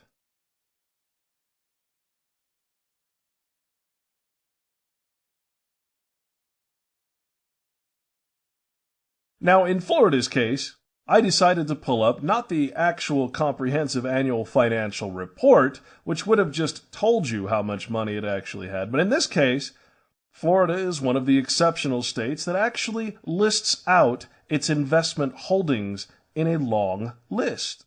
So, starting at page 1 of 1,479 pages of assets and investments held by the Florida state government, as listed in the Florida 2009 State Investment Holdings Report, the first page states, per the PFIA legislation, only publicly traded securities are included in this report. Privately held securities are not. So the following are just the investments that the state of Florida, the one individual government called the Florida State Government, with its own individual CAFR, these are its investments in publicly traded companies. Now, I'm just going to go through pages of investments and read you some of the companies that you might recognize. Starting on page 101, we see that as of June 30th, 2010, the corporate government of the state of Florida owns $558,771,266 worth of Johnson & Johnson stock. Here they have AT&T stock, $504.5 million. Here's Apple Computers, or Apple Incorporated, at $773.8 million in stock investments. Here's one that'll blow your mind. This is in the cash and temporary holdings category. Listed under Other, this is cash holdings, and it is listed at $6.7 billion. That right there is enough to pay off the budget crisis that Florida states that it has, just with this extra little bit of cash that it lists in its comprehensive annual financial report, the State Investment Holdings, for 2009. Not to mention all these other investments that are scattered throughout these 1,479 pages. Also in cash and temporary, we have holdings in Japan. It doesn't really list what it is. It just says it's $39 million. Maybe it's yen. Back to stock investments, we have Abbott Laboratories, which is a pharmaceutical, at $210.8 million. For you World of Warcraft fans, Florida holds $17 million in stock investments in Activision and Blizzard, the company that makes your favorite game. Isn't it ironic that the very regulatory body that's supposed to rate video games for violence is the same government that has massive investments in the video game industry? Here's Adidas, the shoe and clothing company out of Germany, at $68.5 million. Advanced Auto Parts, an automotive retail chain, at $22.6 billion. How about Aetna? Managed healthcare at $49,685,000. African Bank Investments in South Africa, $16.3 million. Hey, why not? Gotta diversify, huh? Are you starting to understand that just a small amount of the money that governments have invested in corporations and foreign corporations could easily pay off the entire country's debt, let alone the state of Florida's? Here's a big one. Here's the Sony Corporation, listed under electronic appliances, at $29.4 million. Sprint Nextel, wireless telecommunications services, at $34.4 million. St. Jude Medical, a healthcare equipment provider, at $35.7 million. Staples Incorporated, specialty stores, at $65.6 million. Stanley Black & Decker household appliances at $24.8 million. State Street Corporation, listed as asset management and custody banks, at $55 million. Here's the State Bank of India, for a total of $18.5 million. Suzuki Motor Company, land transportation, at $20.2 million. Swatch Group, the famous watchmakers of Switzerland, $21.7 million. Now you can see how strongly vested the state of Florida is in just about every possible industry and sub-industry in existence. I mean, look at these lists. Most of these are in the tens of thousands, hundreds of thousands, and a lot of them are in the millions. We even saw some that are in the billions. This is the money that the government called the state of Florida, the corporation acting as the government of Florida, has been earning off the taxpayer money it collects from you, invests, and then never gives you, the taxpayer, any of the profits.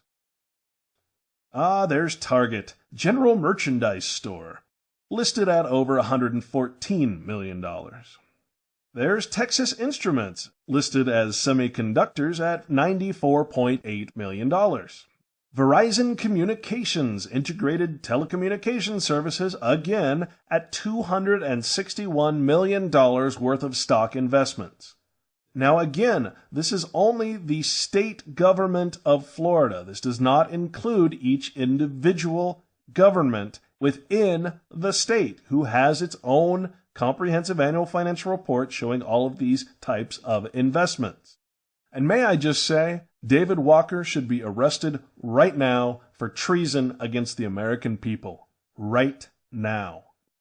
Now remember, these are all publicly traded companies, and this list is not including private companies for which the Florida state government has invested in.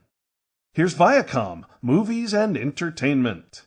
Very important to control the entertainment and propaganda industry at $65.4 million. Now some of you might be thinking, why haven't I heard about this on the news? Surely if this was true, Glenn Beck would be talking about it.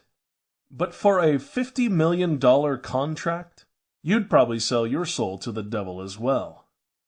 Once again, when adding collective government investments into Fortune 500 companies, which includes the 5 or 6 major conglomerate media companies that own just about every major media outlet available to you, the control of information is vital in a crime such as this. Here's Visa Incorporated. We all unfortunately know what Visa is, and that appears to be a total of about $145 million. Here's Walmart Stores Incorporated. Oh, we all love the Walmart, at about $318 million. Wells Fargo, well look at there. Florida owns a major stake in my bank. $413.4 million. Here's Yahoo!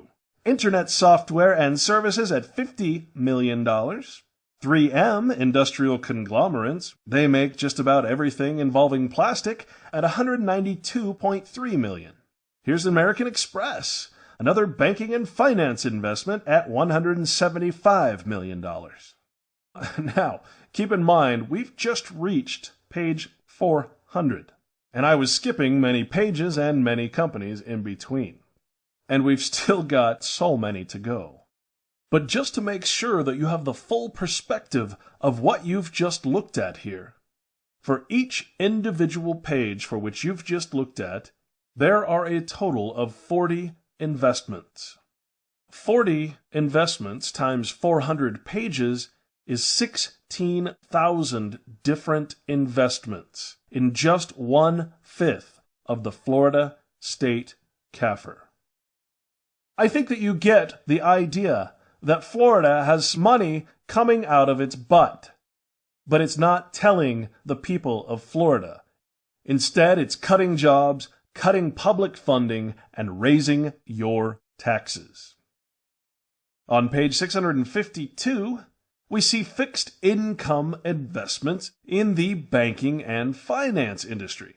Here we see that the State Corporation of Florida has investments of a little less than $100 million in Goldman Sachs Group. They have about $26 million in Merrill Lynch, which I believe got sold off to Bank of America not too long ago. Again, a fire sale where assets are sold for pennies on the dollar, while liabilities are nationalized or divided amongst taxpayers. We have about $35 million in Morgan Stanley and about $35 million in Wells Fargo. On page 677, we say that Florida's combined holdings in just its SP funds are about $21 billion. Now, to give you an idea of how Florida has not put all of its eggs in one basket, let's take a look at how diversified its investments are within different industries. We have oil and gas equipment services, multi-utilities, electric utilities, investment banking and brokerage houses, land transportation, regional banks, diversified chemicals, industrial machinery, internet software and services, communications equipment, education services, pharmaceuticals, electric power and gas, electric appliances, healthcare services, food retail, and of course you can't invest in oil and gas without having some place to store and transport it. And of course before you store and transport it, you have to have oil and gas exploration and production, reinsurance as well as regular insurance, and of course household products. Now this is just the diversification of one page of all of these investments. So imagine how invested the Corporation of Florida really is. Likewise, you can't just invest in one currency. Therefore, the State Corporation of Florida has invested in many, many different countries, including Australia, Brazil, Canada, the Czech Republic, Denmark, the United States, of course, the European Union through the euro, commercial paper, which probably amounts to junk bonds, China, Hungary, Israel, Japan, Malaysia, Mexico, Morocco, New Zealand, Norway, Peru, the Philippines, Poland, Singapore, South Africa, and South Korea. And of course we can't forget the superb bankers of Switzerland, Taiwan, Thailand, Turkey, the Queen in the United Kingdom, Germany, Malaysia, Belgium, France, Portugal, Argentina, and even Jordan. And of course, if you're going to invest in a specific industry, you don't want to put all your eggs in just one company. So let's just take the healthcare and pharmaceutical industry and see who Florida has invested in. Here we have Astellas Pharmaceuticals, and of course AstraZeneca, that's a big one at $3.4 million, Abbott Laboratories, Allergan Incorporated Pharmaceuticals, Baxter International Healthcare Equipment, Bayer AG out of Germany. Now, of course, Bayer broke off from the Nazi conglomerate company IG Farben, which supported the Nazi war effort in Germany during World War II. We have BioVale Corporation of Pharmaceuticals, Beckman Coulter Healthcare Equipment, Boston Scientific Healthcare Equipment, Bristol Myers Squibb Pharmaceuticals, Brookdale Senior Living Incorporated under healthcare facilities. We could call that death care facilities, though. Cardinal Health Incorporated, a healthcare distributor, and CareFusion Corporation, healthcare equipment. Chugai Pharmaceuticals, Signacorp Managed Healthcare, Community Health Systems Healthcare Facilities, Cooper COS Incorporated, which is healthcare supplies, Coventry Healthcare Incorporated, again managed healthcare, Danapon Sumitomo Pharmaceuticals, Daiichi Sankyo Pharmaceuticals, Endion Incorporated Healthcare Services, Aise Pharmaceuticals, and of course Eli Lilly and Company Pharmaceuticals. Now these were just the pharmaceutical and healthcare companies for the letters A through E. So what's the big deal? What's wrong with pharmaceutical and healthcare industry investments? Well, I'm glad I asked. The recently passed H.R. 3590, Patient Protection and Affordable Care Act, or Obamacare, you know, the infamous healthcare bill that passed without our legislators even reading its thousands of pages before voting to approve it.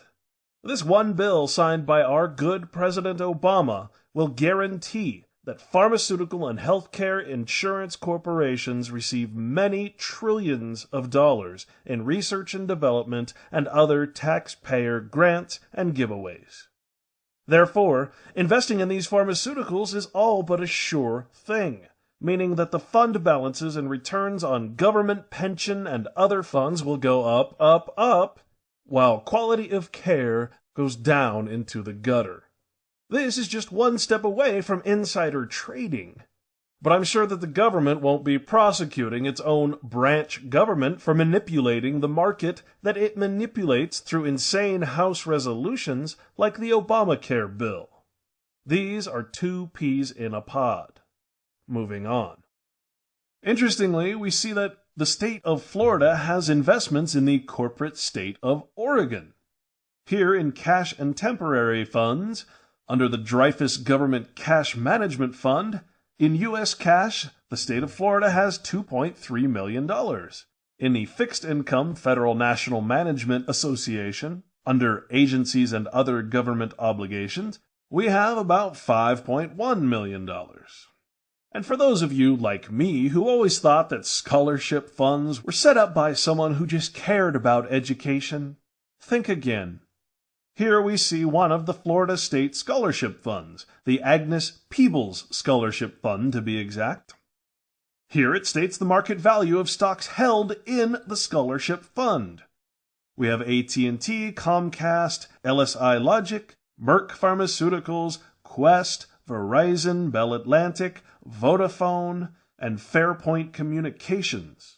All be told, this scholarship fund has over $2 million in investments. And that is profit, which is probably never going to be seen by any student. Now, also listed on this scholarship fund is the class of stock. Notice that some is Class A stock, some is Class B stock, and some have both. Let's pause for a moment and really get a grasp on what stock actually is.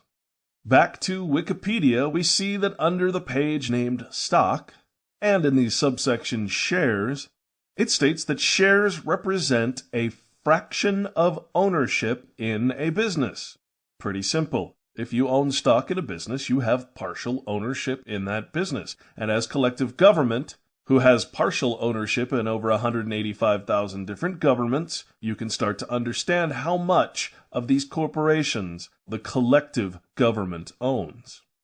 A business may declare different types or classes of shares, each having distinctive ownership rules, privileges, or share values.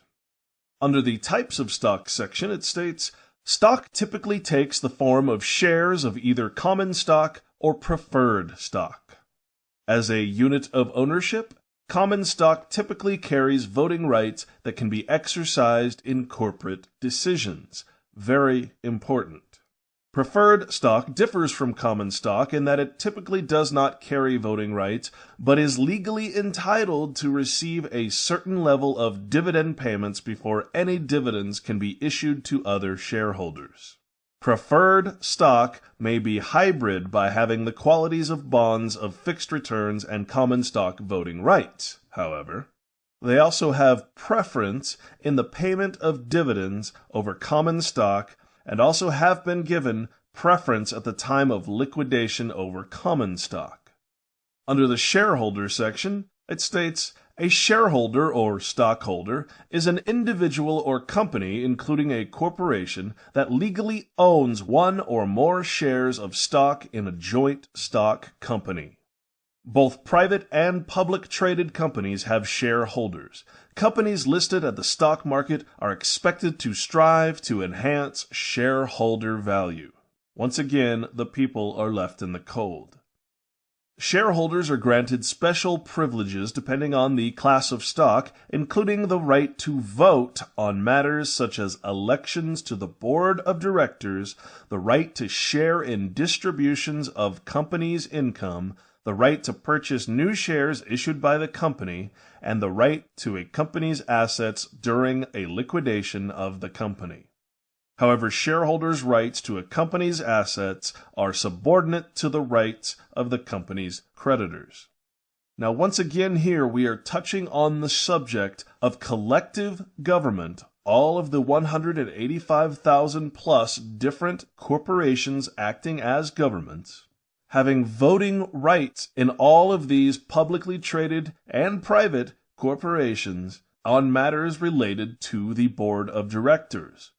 What this really means is that the government, through all of its collective investment holdings, through all of these governments, has proxy rights to replace the board of directors because that collective government has controlling stock in these corporations and actually place who they want into these seats as directors of the company.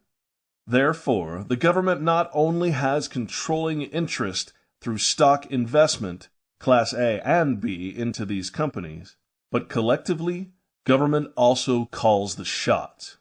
And worst of all, government is the regulator of government-owned corporations.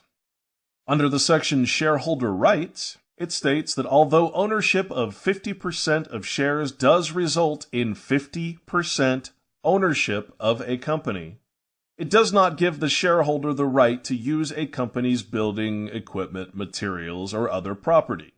This is because the company is considered a legal person. Once again, corporations are people too, thus it owns all its assets itself.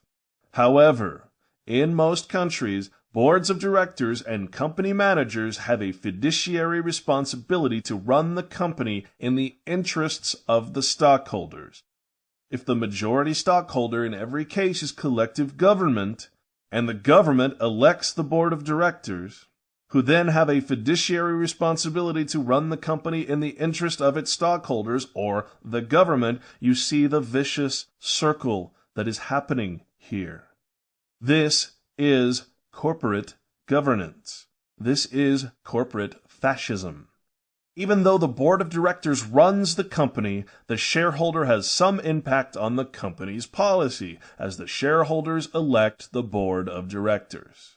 Each shareholder typically has a percentage of votes equal to the percentage of shares he or she owns.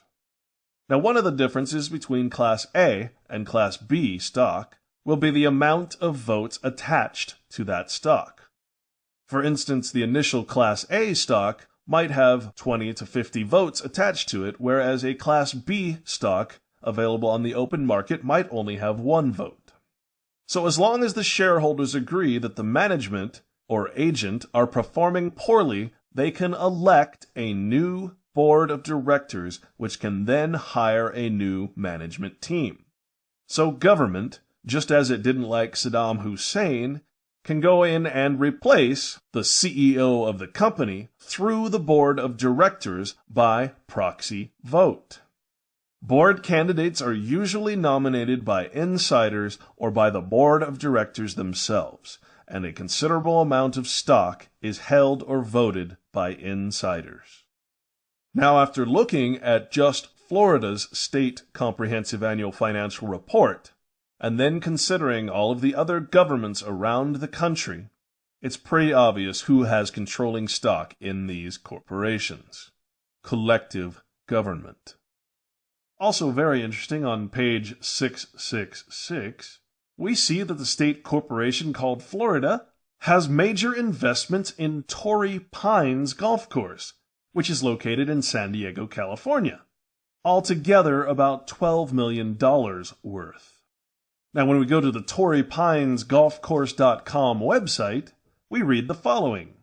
The city of San Diego is the owner and operator of the Torrey Pines Golf Courses and owner of the registered mark Torrey Pines, which is used under license by Torrey Pines Club Corporation. This is a government-owned enterprise operation. Now, I don't have to tell you that if you add up these over 1,400 pages of investments, cash holdings, and other assets of the state government of Florida, the budget deficit of the entire world could probably be paid off. So the next time you hear your local politician, city council member, senator, or congressman in the state of Florida tell you that we're in a budget crisis, you call him or her out on their lie. And hey, if they say they don't know about this, then you ask them why they don't know about the general accounting system for government. That would be like a Baptist minister not knowing what the Bible is. So let's take a little trip over to the West Coast and look at the 2000 Comprehensive Annual Financial Report for the California State Teachers Retirement System. Now again, this is a government corporation, stating that CalSTRS is a component unit of the state of California. Of course, this report is only 90 pages long, as it does not list each individual investment and asset separately. So in this CAFR, we're only going to be looking at totals. We begin with the California State Teachers Retirement System Combined Statements of Plan Net Assets as of June 30th, 2000. Now keep in mind that this is reported in the thousands, meaning that you must add 3 zeros to each figure presented. Now in the column marked State Teachers Retirement Plan and Assets, it states that investments at fair value for the short term equate to $1,559,699,000. Under debt securities, domestically, meaning in the United States, CalSTRS is holding $27,236,000,000, and internationally, $22,000. In equities domestically, CalSTRS is holding $46,691,549,000. In international equities, stock and other investments, CalSTRS is holding $26,956,087,000. Alternative, I'm not sure what that refers to, $5,105,654,000. Real estate holdings equate to $3,771,458,000, and finally securities lending collateral at $16,107,099,000. So total investments equal over $127 billion. But wait, that's not the end. For CalSTRS is apparently in possession of some petty cash at $3,234,000. And in accounts receivable for the year 2000, it appears that we have $1,941,810 for investments sold. Foreign currency exchange contracts equate to $1,991,213,000. Interest and dividends that it receives from all these investments, $475,596,000. And then member and employer and other receivables at $406,698,000. And so we add total receivables of $4,815,317,000, plus another $338,000 worth of other assets, for total CalSTRS assets listed at over $132 billion for the year 2000. But wait, there are some liabilities. They still owe approximately $1,116,000,000 for investments that they've purchased. And on some foreign currency exchange contracts, they still owe $1,976,000,000. They are paying a certain amount of benefits at $69,959,000. Some other liabilities at $195,000,000, and securities lending collateral at $16,107,000,000. For total liabilities of $19,464,769,000.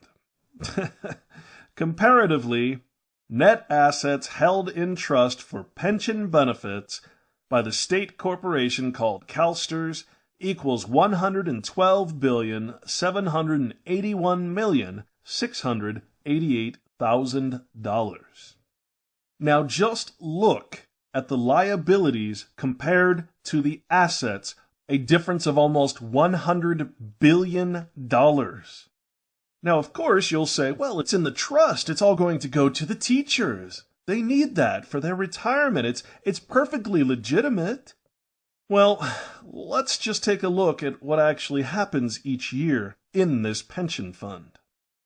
Here it shows that total contributions from its hundreds of thousands of members equal $4,062,503,000.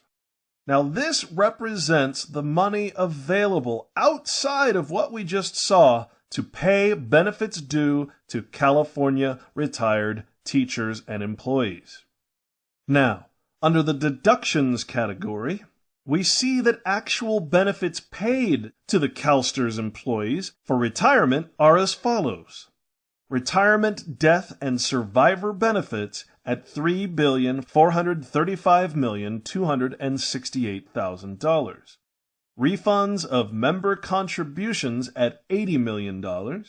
Purchasing power benefits at $190 million, and administrative expenses at $50,500,000, with total deductions at $3,756,292,000. Now that is what CalSTRS is paying out to its members, who are drawing from the pension fund.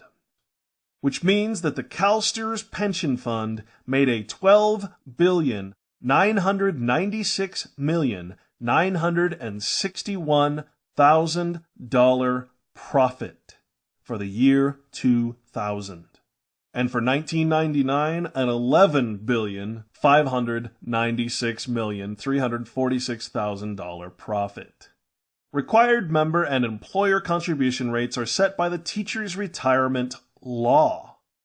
Required contribution rates are expressed as a level percentage of entry age normal actuarial cost method. The system also uses the level percentage of payroll method to calculate the amortization of any unfunded liability. A summary of statutory rates and other sources of contributions to the system is as follows. Members are forced by law to pay 8% of applicable member earnings, while employers are forced to pay 8.25% of applicable member earnings. In other words, they match employee contributions plus 0.25%. Now on page 27, under Notes to General Purpose Financial Statements, it states under Foreign Currency Exchange Contracts that the State Teacher Retirement Plan enters into forward foreign currency exchange contracts for hedging purposes to minimize the short-term impact of foreign currency fluctuations on the asset positions of foreign investments. The State Teacher's Retirement Plan could be exposed to risk if the counterparties to the contracts are unable to meet the terms of their contracts.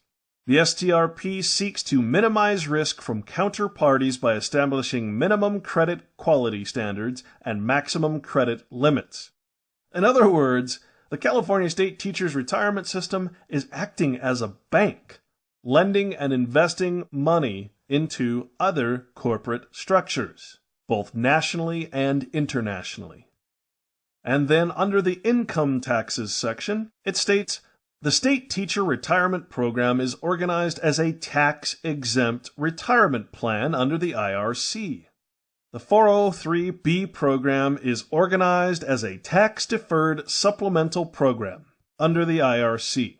The system's management believes that it is operated within the constraints imposed by federal tax law.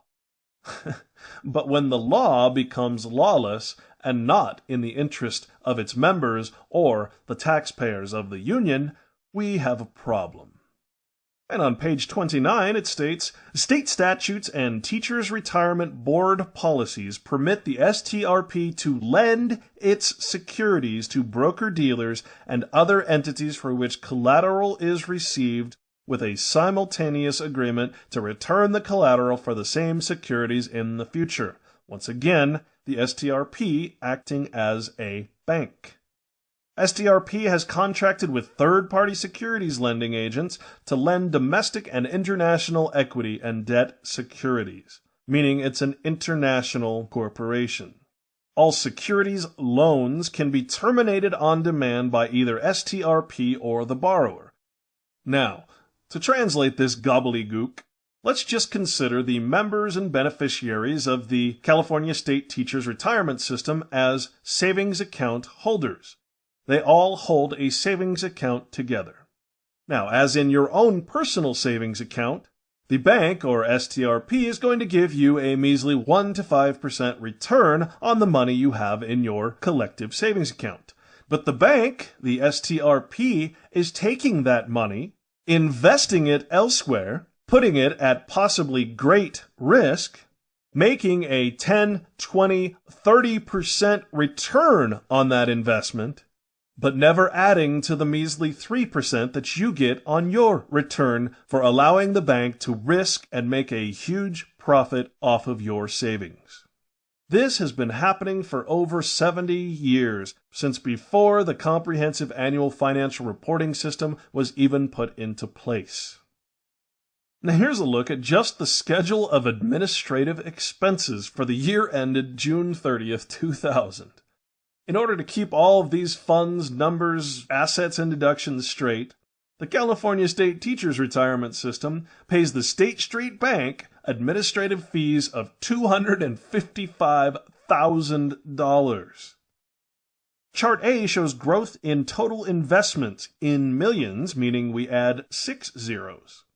In 1985, the chart shows $14,208,000,000 in total investments. And as we see, the chart goes continuously up and up and up, until finally we reach the June 2000 total of $112,640,000,000. And this chart is reminiscent of most pension funds across the country. Now, on page 43, Chart B shows CalSTRS returns against the actuarial rate, which is the long-term assumed rate of return. So this is just a pie chart of the growth in CalSTRS returns.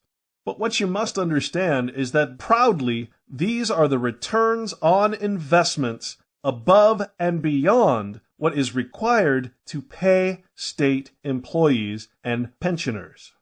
This is a business, a profitable business.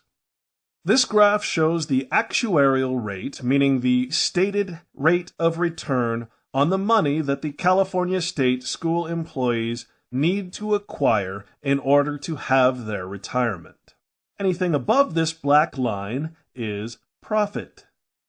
And here we see just how wonderful these guys are at investing other people's money. Over a 5-year period, we can see that the total gains, and notice there are no losses, the total gains equal 14.72% over 5 years. Now again, CalSTRS has essentially become a bank. It states the fixed income unit also manages 3 other programs: the Home Loan Program, the Currency Hedging Program, and the Securities Lending Program. So if you're a state school employee in California, your money is being lended elsewhere. Your neighbor may have bought their home with your money. Under the Home Loan Program, it states that legislation that became effective in 1999 broadened CalSTRS' ability to offer home loans with different interest rates, terms, and conditions. Once again, a sign that the regulators and legislatures work together to ensure that these type of funds can do whatever the heck they want. During the last fiscal year, CalSTRS funded more than $55 million in home loans, bringing the total since organization in 1986 to nearly $3 billion. So apparently, CalSTRS wants to keep expanding its usurious loan program.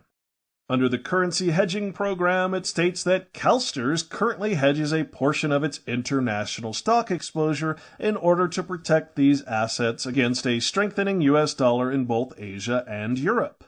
It also states that this Currency Hedging Program has been successful in adding value as a result of its prudent use of basic hedging principles and the strength of the U.S. dollar overseas. To date, the currency hedging program has generated more than $450 million in additional income to the fund. Simply stated, this means betting on one currency against another. And my guess would be that these and other funds and government corporations probably know in advance which currencies will get higher and lower, because these government-controlled corporations are the world economy. So naturally, in a huge conflict of interest, they know what's going to happen to the market in the future. And under the securities lending program, it states CalSTRS has been lending securities since 1988, and that this represents CalSTRS' first and longest-running off-balance sheet program. Over the last fiscal year, CalSTRS has earned more than $55 million from this activity. Since inception, the program has earned approximately $350 million. Chart D lists U.S. Treasury bonds that it has purchased at an interest rate of 8.88% with a market value of $809 million. So that means that in 2017, when these U.S. Treasury bonds mature, the fund will receive a gain on its investment into the U.S. Treasury bonds of $103.7 million. Other funds which mature in 2020, 2019, 2018 amount to hundreds of millions in unrealized gains. It's also invested in the Federal Home Loan Mortgage Corporation with a market value of $451.9 million, which just matured last year. It's also invested in the Tennessee Valley Authority, for a market share of $384.4 million.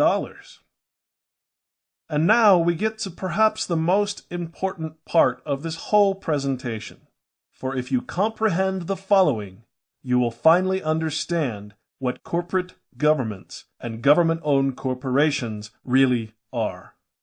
Here on Chart E, CalSTRS lists its largest equity holdings as of June 30th, 2000.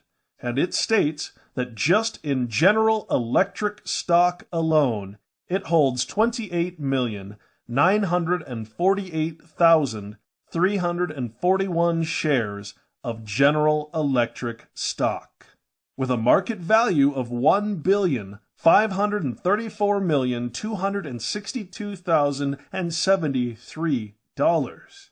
That, my friends, is a major market share of General Electric stock. And once again, we must remember that this is just one of over 185,000 different governments in the United States. It also lists Intel Corp. With 9.9 million shares, Cisco Systems at 20.5 million shares, Microsoft Corporation at 15.7 million shares, Pfizer Pharmaceuticals Incorporated at 18.6 million shares, ExxonMobil Corporation at 10 million shares, Walmart Stores at 12.8 million shares, Oracle Corporation at 8.6 million shares, Nortel Networks Corporation at 9.2 million shares, and Vodafone AirTouch at 147.8 million shares. And these are just the largest of the stock holdings within CalSTRS. Walter Burian of CalFor1.com has estimated that government ownership of just Microsoft Corporation stock is at approximately 83%, with the 5 boroughs of New York City proper owning collectively about 5% of that company. This means that everything that you do on your computer and everything that is included in your end-user agreement belongs to the government. And the government is the one regulating the Internet. It's also the one regulating advertising, usury, and fraud laws. The conflicts of interest here are astounding. Because remember, the Central Intelligence Agency and the National Security Agency are private government offices with access to everything that you do on the Internet and through Microsoft. And Apple computers are also government-owned. Now, understanding that, we go to page 46, where CalSTRS actually devoted a paragraph to corporate governance. Now, if you still don't comprehend what a proxy vote means, this is an admission of guilt. It states, during the 1999-2000 fiscal year, CalSTRS voted on a variety of proxy issues including financial, corporate governance, and social issues.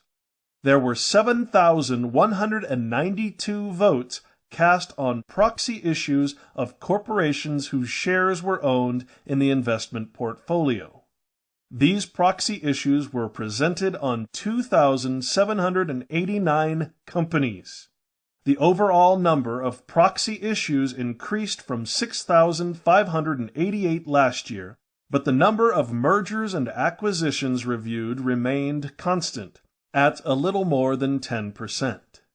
Merger activity, both within United States borders and across the borders, continued its steady course, especially in those transactions where stock is the compensation received by the acquired company's holders. This reflects the continued appreciation in the stock market both at home and abroad. So this government corporation, one of over 185,000 within the United States, just told us that it voted on a variety of proxy issues including financial, corporate governance, and social issues, with 7,192 votes cast on proxy issues of corporations whose shares were owned in their investment portfolio. In other words, CalSTRS is acting as a major shareholder, voting as partial owners of these corporations on issues that dictate the future success of those corporations. This is corporate governance, in the words of the United States government. This is perhaps the most important, revealing paragraph you will ever read in your lifetime. This is fascism. Then, on page 47, CalSTRS states that by proxy, the major issues voted on are summarized below. And once again, this is criminal activity. And by this point, surely you realize the Constitution is out the window. Number 1, election of directors. CalSTRS generally votes in favor of directors unless the proxy statement shows circumstances contrary to policy. The selection of auditors and accountants. CalSTRS generally votes in favor on the independent auditors and accountants recommended by management. And for its employees, under compensation plans, stock options, incentive stock options, employee stock purchase plans, etc. Corporations provide a variety of compensation plans to keep executives, employees, and non-employee directors. A number of these plans provide for the issuance of long-term incentives to attract, reward, and retain key employees, the best of the criminals, and other miscellaneous management. CalSTRS generally votes in favor of other miscellaneous business recommended by management, but issues are decided on a case-by-case basis. Now, the word management here, when it's recommended by management, simply means that the government, as a collective whole, wants CalSTRS to vote a certain way with regards to its ownership stock holdings in these corporations. Also, in voting to approve merger acquisition management, CalSTRS generally votes in favor of the acquisition or merger of one company into another. This means that the pension fund for California state teachers has a say in whether the companies it owns stock in can merge with one another. Number 5 is corporate actions and corporate governance issues. These are issues related to mergers, acquisitions, stock issuance, stock splits, and incorporation. CalSTRS generally votes in favor of these proposals unless there is a compelling reason not to cast a positive vote. Once again, CalSTRS is deciding on mergers, acquisitions, stock issuance, in other words, who gets the stock, and stock splits, which can only serve to benefit CalSTRS. The government is the corporations. The corporations are the government. There is no fine line.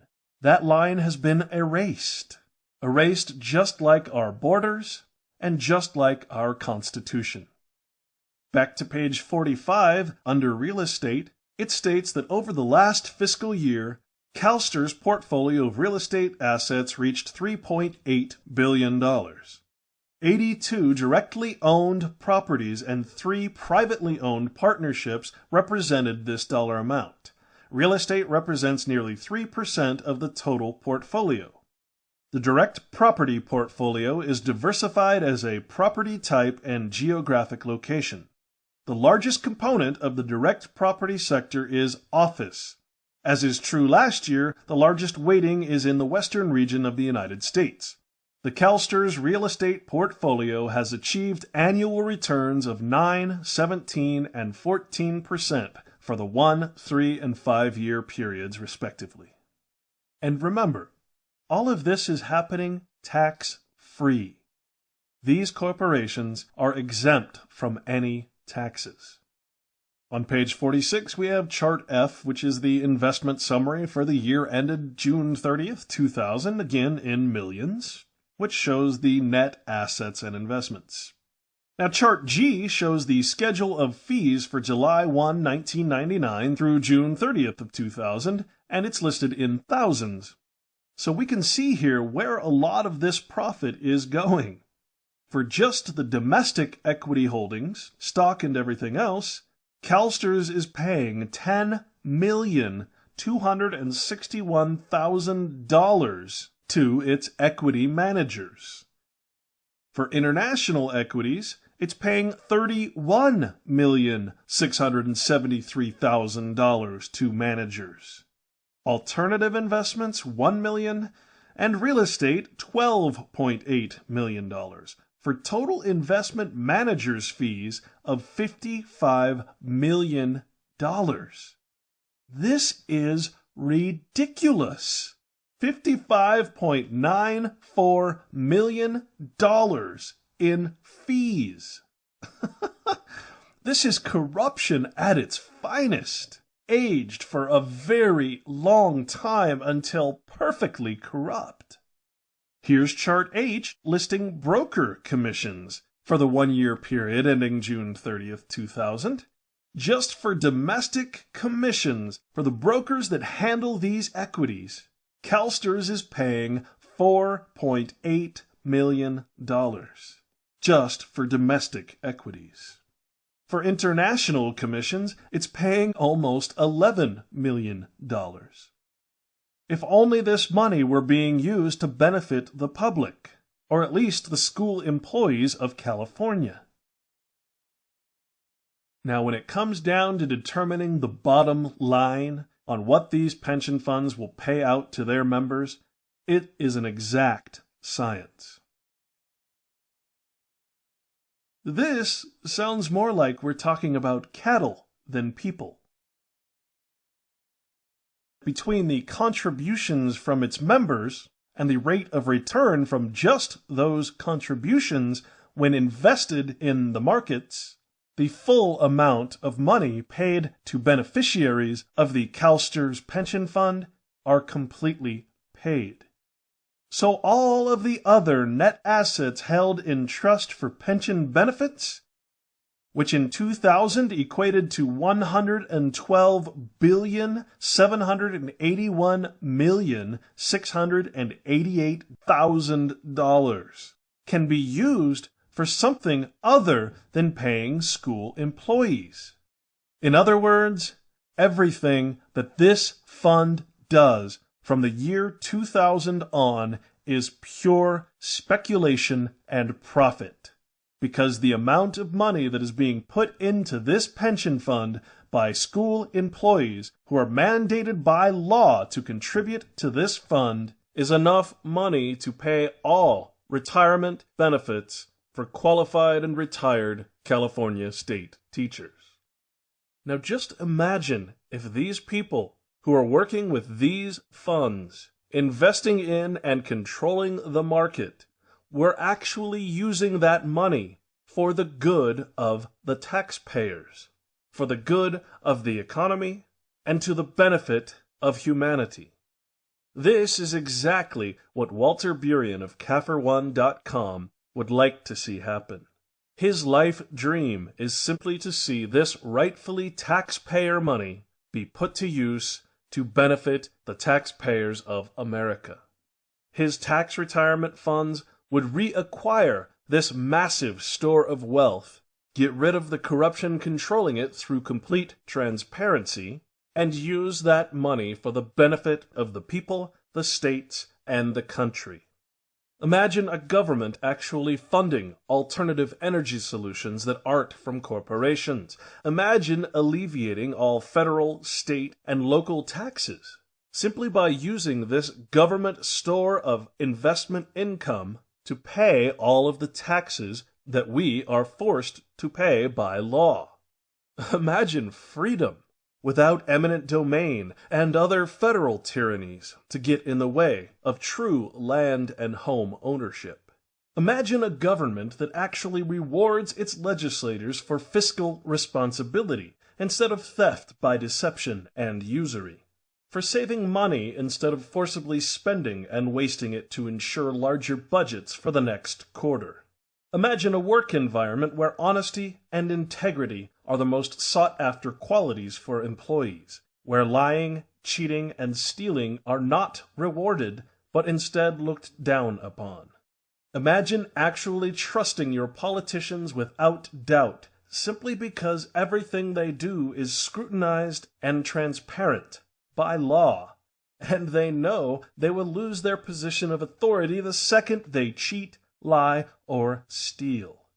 Imagine having a recourse against police brutality, this most violent street gang in America, and actually hiring good and honest, constitutionally minded men and women to protect and serve the people against government and corporate tyranny, not to protect the crimes, taxes, and fines imposed by corporations and municipalities. And then imagine bringing judges, lawyers, attorneys, and politicians to justice by grand jury indictments for criminal behavior in an official capacity. Imagine a government that invests in research and development for the actual cures for cancer and other diseases, as opposed to turning cancer into the most profitable business in the medical field by prescribing cancer-causing radiation and chemotherapy by force, while outlawing natural cures and preventative research and products. Imagine building a better widget and actually being able to compete in the global market, without corporations squashing the most brilliant of ideas simply because they aren't profitable or patentable, or because they might make outdated and polluting corporate standards like oil, coal, or AC/DC electricity less in demand. And imagine no property tax, no sales tax, no estate or death tax. And once again, imagine no taxation without representation. All of this is possible by simply setting up a tax retirement fund in any city, county, township, state, even federal government. Taxation is not needed, as you can see from all of these funds. Walter Burian has estimated that just in pension funds alone across the country, there is approximately $36 trillion worth of investments. Now, we're throwing around some pretty big numbers here. Most people can't even imagine what $1 million looks like, let alone $1 billion or $1 trillion. But to give you an idea of what $1 trillion is, try to imagine $1 million and then multiply that by another million. $1 trillion is 1,000,000,000. And that means that just in pension funds alone across the United States, there are $36 million in assets and investments. This is theft and tyranny. And the craziest part about it is that it is hidden in plain sight. But no longer. For here in front of you is the proof that our government is not only a for-profit, major conglomerate world corporation, but that it has been stealing and investing taxpayer money against the will of the people, with little to no disclosure about that stolen money through collective government investments. I, for one, wholeheartedly support Walter Bouvier in his efforts, and hope that you too can see the benefit of what he is trying to do for you and your family's future. If we do not do something about this, and soon, the whole world is going to be gobbled up by these corporations, and the people will continue to suffer, to lose their jobs, to lose their homes, and to lose all prosperity, life, liberty, and the happiness that this country was founded on. Now, let's take a look at the CalSTRS Comprehensive Annual Financial Report for June 30th of 2009. This year's theme is transparency. but I think they're being a little bit too transparent for this type of criminal activity. On the introduction page, it lists the usual words of encouragement from the head crook. And in this introduction is the section called Transparency and Governance. It states, "We believe there is a universal standard for good corporate governance. It includes transparency and disclosure of broad activities and engaging companies to help maximize their performance, a best practice that we've followed for years." Once again, an admission of corporatism and fascism. Good corporate governance is an important factor in maintaining the long-term value of CalSTRS portfolio companies, and we intend to protect that value for the benefit of California's educators. Yeah. Our corporate governance policies address leading issues such as proxy access. As a long-term owner and lender to corporations around the world, CalSTR's duty is to protect these assets through the pursuit of good governance and operational accountability. Again, an admission of guilt. This is a pension fund acting as government for corporations. Information is vital for shareholders to make informed decisions about the companies they own, and CalSTRS intends to let fellow shareholders as well as management, government, know how we intend to vote. And as we see, the net assets held in trust for pension and other post-employment benefits at the end of business year 2009 was $118,430,073,000. Once again, reported in thousands, meaning we add 3 zeros. At the beginning of the year, it was $161 billion, and we can see that CalSTRS is reporting a negative year in the amount of $43,068,120,000. But what is absolutely necessary to comprehend in the case of figures like this is that these monetary values are not what you should be looking at. Stocks and the market that they represent will always go up and down. As you can see by CalSTR's Table 1, Growth in Total Investments, listed in millions. Here is the year 2000, as we just covered, at $112 billion. And you'll notice that it went up to $171,899,000,000. And with the economic instability and crises of 2008 and 2009, we're back down to $118,875,000,000. Now again, the monetary value here is not what you should be paying attention to, for it is not the sparkly things that hold the value. The real value of CalSTR's stock portfolio is its percentage of ownership in these companies, for percentage of ownership equals percentage of proxy voting rights. And as we can see in Table 5, listed as the largest equity holdings as of June 30th, 2009, we see that CalSTRS held on to its General Electric stock. But as of 2009, it's gone up to 40,838,000 shares of General Electric stock. That represents a significant change of ownership within General Electric by the CalSTRS pension fund. Its ownership in General Electric stock has gone up by 75% in 9 years, which means that its ownership of General Electric and the votes it casts on behalf of General Electric have also gone up by 75%.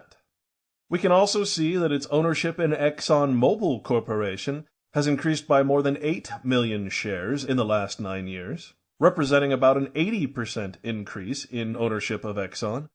Microsoft Corporation stock has doubled from 15 million shares in 2000 to 30 million shares in 2009.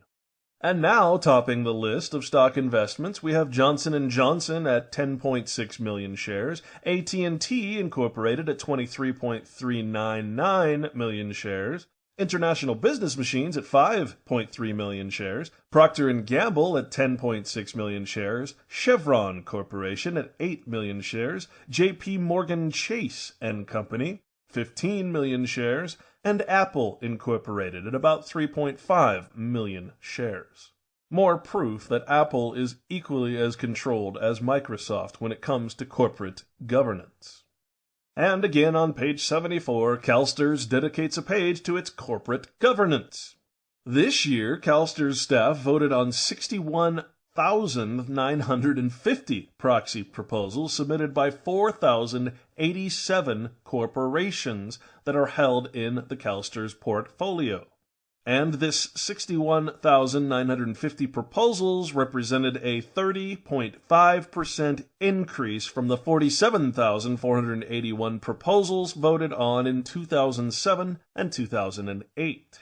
And it shows that the major proxy issues voted on are summarized below, which are election of directors, selection of auditors, mergers and acquisitions, corporate actions and corporate governance issues, and other miscellaneous issues.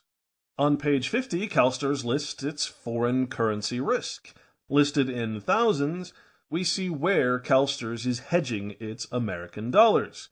Australia, Brazil, England, Canada, Chile, Colombia, the Czech Republic, Egypt, the European Union, Japan, China, India, and on, for a total of $22,273,247,000. This represents the securities purchased in a foreign country. Again, CalSTRS continues its banking practices. It states that the investment figures are comprised of numerous portfolios within the international equity, debt securities, private equity, and real estate investment line items on the statement of fiduciary net assets. And of course, CalSTRS is still paying its investment managers fees to the tune of $124,414,000.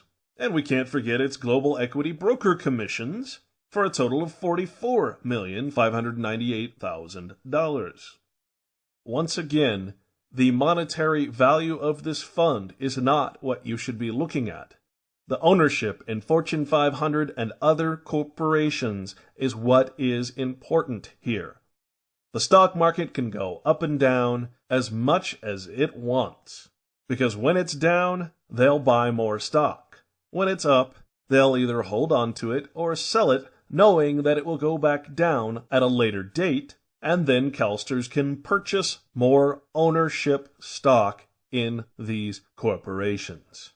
This is the monetary shell game played by collective government.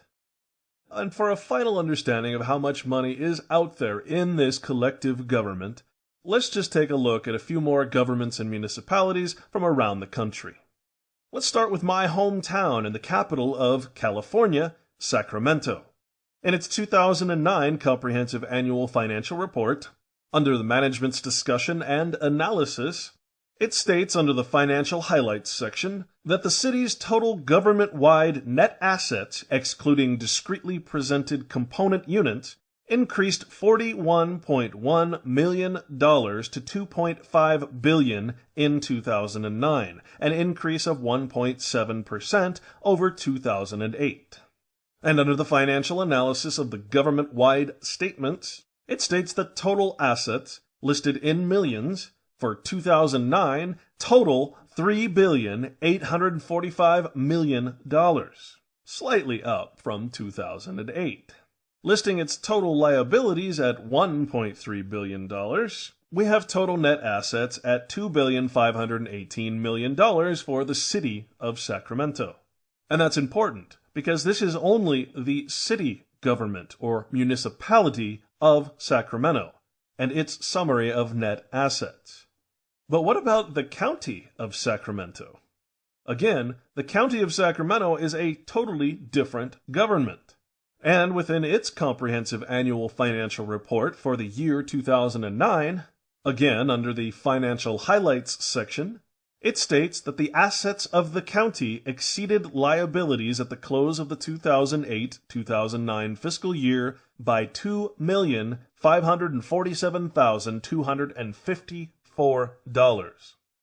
And under its statement of net assets for the year ended June 30th, 2009, expressed in thousands of dollars, we see the total for liabilities and net assets equals in the positive, meaning its assets outweigh its liabilities, by $6,712,350,000. So Sacramento County ain't doing so bad. But the biggest mistake one can make when examining these financial statements is to look at this first section, the stated net assets. It's as if it is there to throw you off the scent. For the real assets of each of these corporate governments is always hidden further down within the last of the 100 to 300 pages of the CAFR. In those required pages are listed the many types of funds and off-balance sheet operations and business that each government is involved in. Generally speaking, the majority of the wealth of America is tied up in these funds, especially the state and local pension funds. Many funds are cleverly portrayed as future planning for such things as roads, bridges, construction, etc. But each of these funds has their own investments, and as the fund grows by return on those investments or from interest earnings, this extra money is kept within the fund. It is often moved into other funds and reinvested there, or may be loaned out, or allocated to other government debts or functions. So a fund may be set up with the expectation to grow into $1 billion at the end of 20 years, assigned enough taxpayer money through taxation to eventually reach that goal. But at the end of that 20 years, or sooner, regardless of need or of the taxpayer's will, there is no contract requiring that fund to be used for its originally intended purpose, and it is often reabsorbed into the government or other funds and investments. Or the principal balance of that fund will be used for the required road, bridge, or other project, but all of the profit from that investment fund goes elsewhere. There are multiple types of these funds for each incorporated state, district, county, city, local, and other types of governments. Sacramento County is, of course, invested in the California Public Employees Retirement System, or CalPERS. And the more government employees, the better for the fund, since each employee enrolled in this pension fund for state workers requires by law that their state employers contribute to the fund as well. Of course, that is taxpayer money that is being contributed on behalf of these state employees, since taxpayer money funds these government offices. Thus, the intent and motive for the creation of government jobs and the hiring and firing of state employees is based more on profit for the state and local pension funds, way more than it is for just government-related business need. So let's take a look at the CalPERS CAFR. As we examine this financial report, we again get a look into the vast amounts of wealth that California holds in its pension funds. Dwarfing the California State Teachers Retirement Pension Fund, the CalPERS Summary of Investments for its Public Employee Retirement Fund shows a total investment value of $197,102,773,341. It also shows real estate investments at almost $20 billion. Now, on page 93 of 198 pages, CalPERS makes a very lame attempt at trying to show that it reinvests in the state of California, with California investments totaling $14,877 billion. However, in this almost $200 billion fund, it's fairly obvious that CalPERS is invested in Fortune 500 and foreign corporations. And here again we have the largest stock holdings for CalPERS, and it appears to be the usual suspects with stock investments in ExxonMobil Corporation at 14.2 million shares, Microsoft Corporation at 23.1 million shares, Johnson & Johnson at 7.6 million shares, AT&T at 17 million shares, Procter & Gamble Company at 8 million shares, International Business Machines at 3.9 million shares, Chevron Corporation at 6.1 million shares, J.P. Morgan Chase Company at 11.1 million shares, Apple Computers, once again at 2.5 million shares, and Walmart rounds out the top 10 at 7.2 million shares. It also lists its largest bond holdings, listed in thousands and showing billions and billions of dollars worth of bond holdings. And it seems like everybody's invested in the Tennessee Valley Authority. And interestingly, and what seems to me a bit of a conflict of interest, is that it's having J.P. Morgan Securities as one of its larger brokers. I find it hard to believe that there is not some conflict of interest in having major stock holdings in the company that is your broker. And we see that the total commission and broker fees for the pension fund is $84,418,000. And at the end of it all, we see that net assets held in trust for pension and other post-employment benefits equals $178,899,883,000. Plus a little over $1 billion in other California funds. And now you understand where a lot of this government money is being hidden, within the pension and other funds. Here's the Ohio State Teachers CAFR. And once again, similar to CalSTRS, though on a lesser scale, we see that net assets held in trust for pensions and other post-employment benefits are at $8,024,889,206. Now, this documentary wouldn't be complete if I didn't include the Salt Lake City Corporation, would it?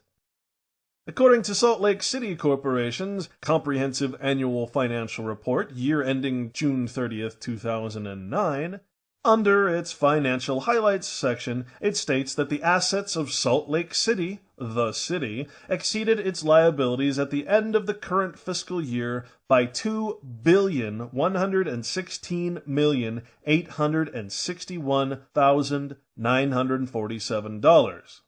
Of this amount, nearly $479 million are unrestricted net assets and available to meet ongoing obligations to citizens and creditors. Net assets for year 2009 increased by $65.9 million. It also states that the city's governmental funds reported combined ending fund balance of $119.2 million, an increase of $28.7 million compared to the prior year's ending amount. Of the combined total fund balance, almost $44 million is available for spending at the discretion of the city, unreserved and undesignated fund balance. Here we see just how much the city receives in property taxes at $66,608,000. Other taxes it receives at $75,650,000. And the total liabilities and net assets equate to $2,589,079,000. It even lists its component library unit at a value of $34,377,000. And finally we come to the revenue section. General property taxes at $66 million, interest it receives from investments at $2.3 million, and the personal thorn in my side, parking tickets at $3,969,193. Licenses, permits, fines and forfeitures, assessments, interest, intergovernmental, parking meters, charges for services, contributions, sales use and excise taxes, franchise taxes. These serve to benefit no one, and the total revenues collected from the people of the municipality or corporation of Salt Lake City equate to $191 million just in fines and fees. Again, we see corruption at its finest. And we see that the fund balance, which represents all of these fees and other usurious activities, is in the black at $24,258,000. Meanwhile, unemployment is on the rise, vacant housing and strip malls have become commonplace, and property and other taxes are continuously being raised. Now again, we just made the mistake of taking this statement of net assets as the total government assets, without taking into consideration the enterprise operations, operating investment funds, and pension funds listed towards the end of the report. Now in the Salt Lake CAFR, it states that the city participates in 3 cost-sharing multiple employer public retirement systems, PERS, PERS, and 1 multiple employer agent PERS. And it references the public safety retirement system, and it goes into the actuarial rate and asset values. So let's take a look at Utah Retirement Systems, a component unit of the state of Utah.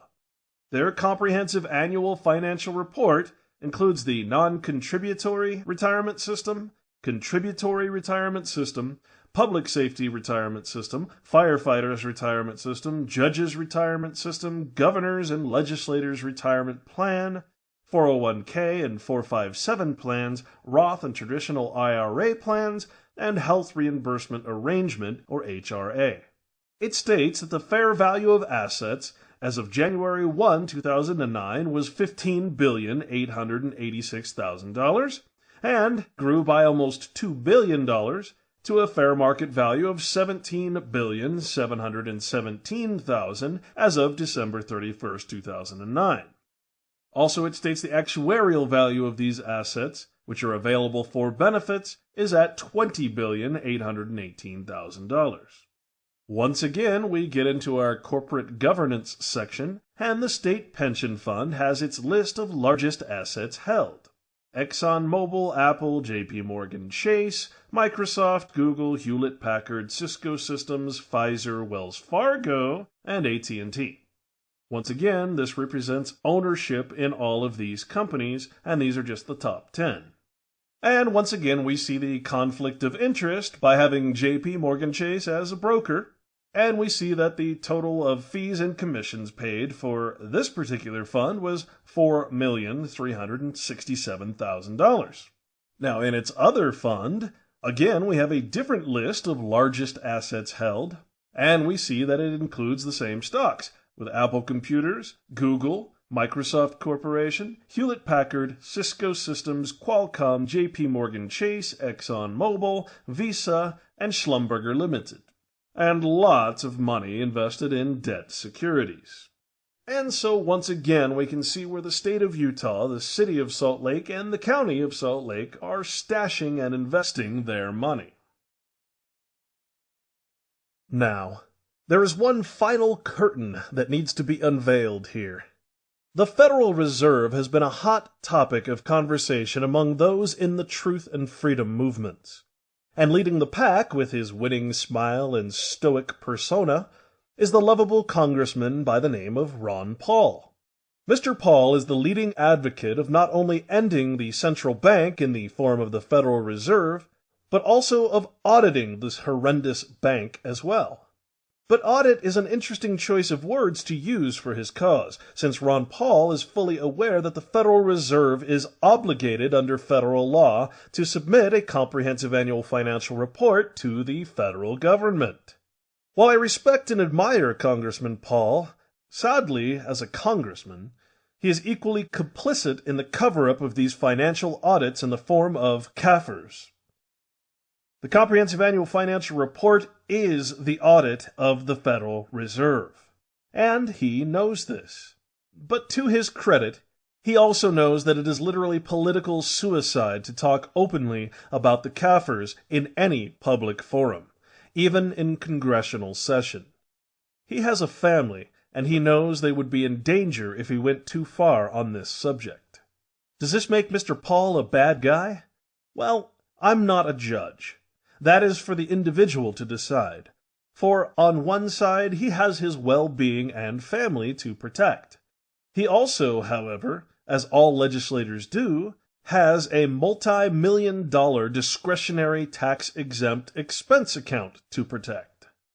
While I'll give him the benefit of the doubt that his silence on this subject is purely political and protectionary, not wanting to lose his political gain in an otherwise good old boy government, I now challenge Ron Paul to come clean, with this documentary as his tool, and once and for all to prove his loyalty is first to the people for which he represents, and not to the continuity of the corporate government. And now, my gift to you, Dr. Paul, my hero, pending your action and public discourse on the matters discussed herein. Let's take a look at the audit of the Federal Reserve Bank through its comprehensive annual financial report. First, in order to provide proof that Ron Paul is telling the truth about the Fed, I found this to be a very telling piece of evidence. This is a clipping from a federal case involving Lewis versus the United States, cited as 680 F2D 1239 from the year 1982, and it refers to federal tort claims involving the Federal Reserve. Here it states that the Court of Appeals held that the Federal Reserve banks are not federal instrumentalities for purposes of the Act, but are independent, privately owned, and locally controlled corporations. As far as determining what is a federal agency, the critical factor is the existence of federal government control over detailed physical performance and the day-to-day operation of an entity. Again, it states Federal Reserve banks are not federal instrumentalities for the purposes of federal torts claims, but are independent, privately owned, and locally controlled corporations. It also states that Federal Reserve banks receive no appropriated funds from Congress, and the banks are empowered to sue and be sued in their own names. Here it states each bank is statutorily empowered to conduct these activities without day-to-day direction from the federal government. So the Federal Reserve is acting completely independent from the federal government. The interest rates on advances to member banks, individual partnerships, and corporations are set by each reserve, and their decisions regarding the purchase and sale of securities are likewise independently made. Now remember, this is the bank, the private international bank, that your federal income tax is going so that it can print our money. It also states in the past the banks have defended against tort claims directly through private counsel, not government attorneys. But we also mustn't forget that the reserve banks, which further the nation's fiscal policy, clearly perform an important governmental function. This is the bank that makes the economy go up and down whenever it wants. I guess that's important. And finally, it states that plaintiffs are not without a forum in which to seek a remedy, for they may bring an appropriate state tort claim directly against the bank. And if successful, their prospects of recovery are bright, since the institutions are both highly solvent and amply insured. Well, I wanted to know how highly solvent these banks really were. And so I pulled up the Comprehensive Annual Financial Report for the Federal Reserve 2008. Now, this is a very long report, and so we're just going to go through a few key pages on the report. Here, in a letter to the Speaker of the House of Representatives, Mr. Ben Bernanke, the President of the Federal Reserve, states that pursuant to the requirements of Section 10 of the Federal Reserve Act, I am pleased to submit the 99th Annual Report of the Board of Governors of the Federal Reserve System. This report covers operations of the board during calendar year 2008. Now, moving to page 416, under the Statement of Condition of the Federal Reserve Banks by bank, and listed in millions of dollars, as of December 31st, 2009, the accumulative holdings in the Federal Reserve's gold certificate account was $11,037 million worth of gold. Now, do you really want to go to the gold standard? You can see here who has control of gold: government and its corporations. And a little farther down the page, we see that the Federal Reserve has total assets of $2,248,534 million. And then just a little farther down, we get to the gold mine. This is what everyone talks about.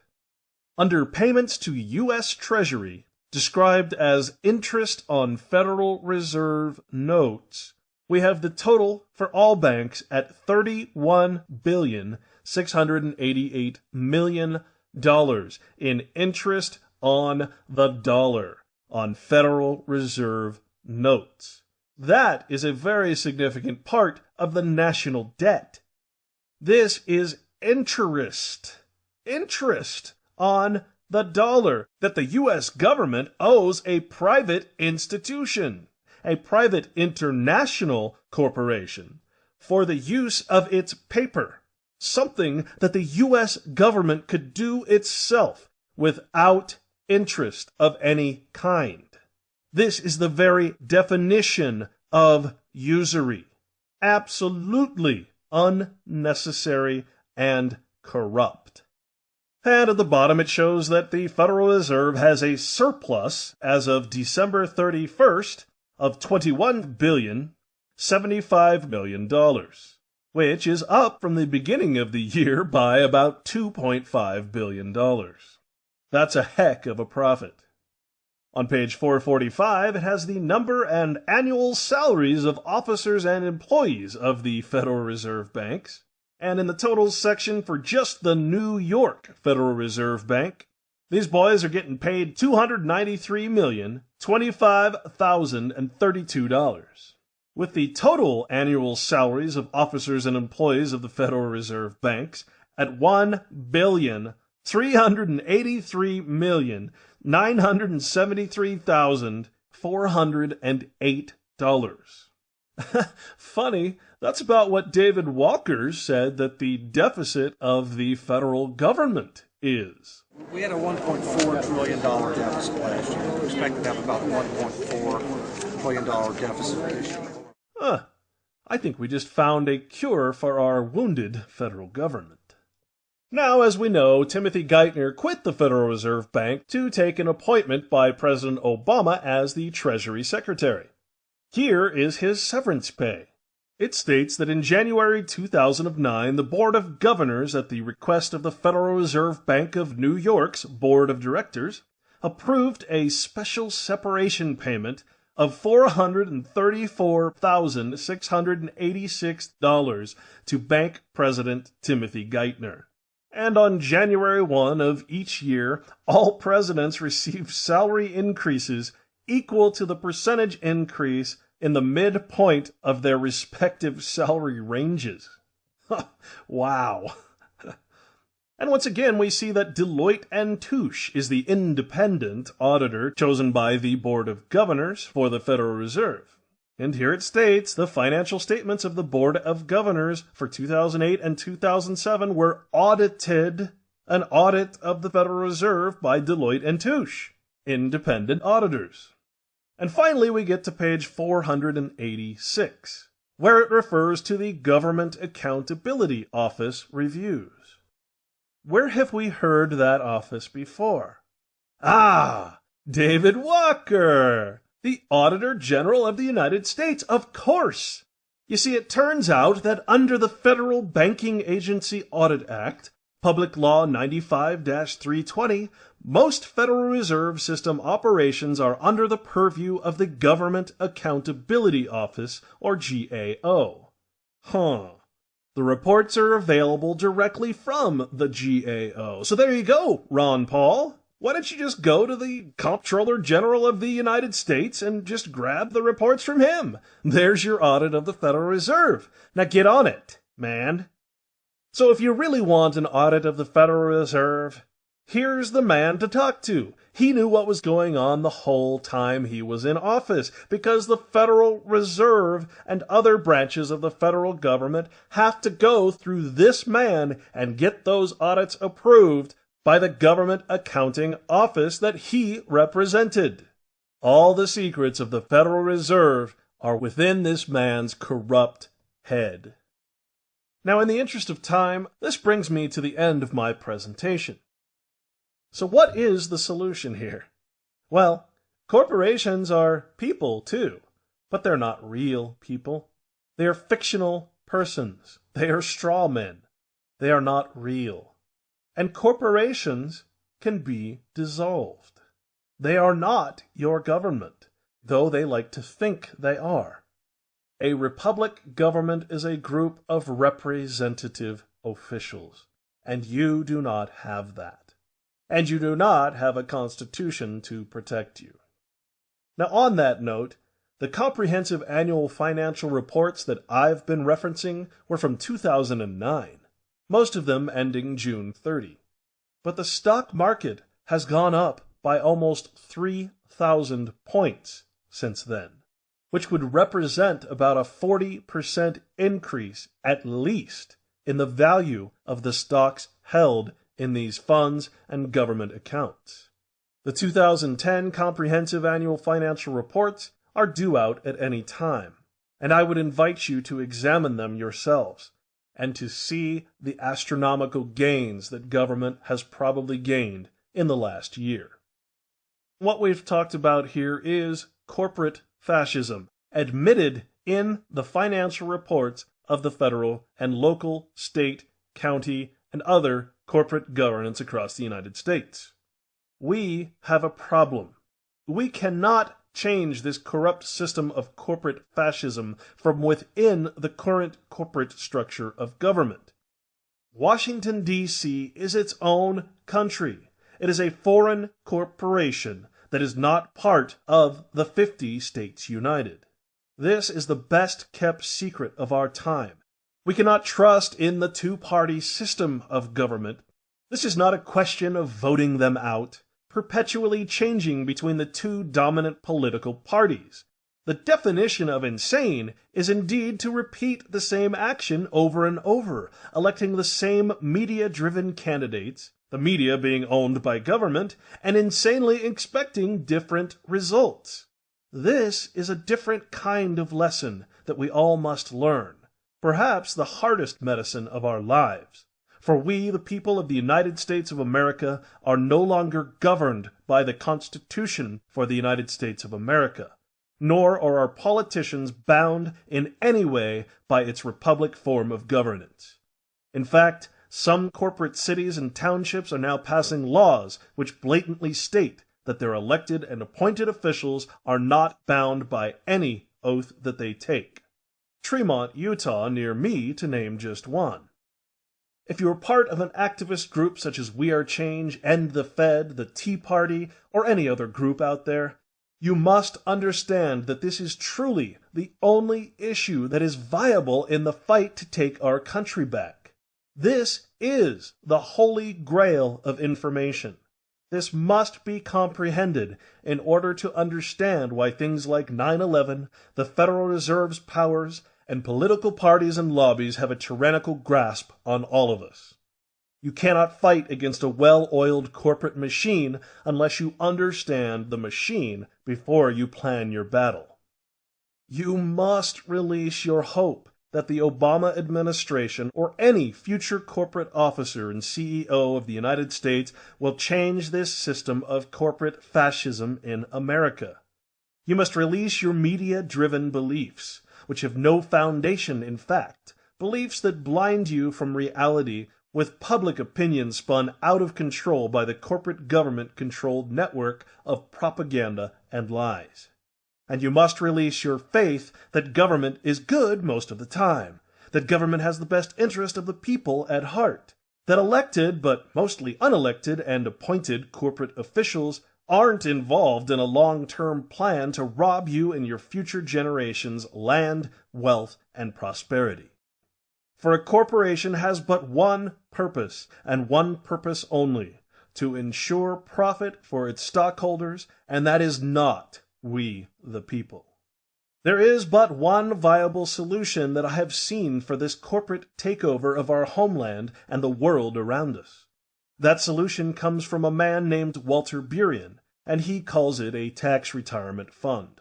Walter has been instrumental in the fight to bring awareness of not only the corporate structure of government to the attention of the masses, but to expose this truth with their own comprehensive annual financial reports.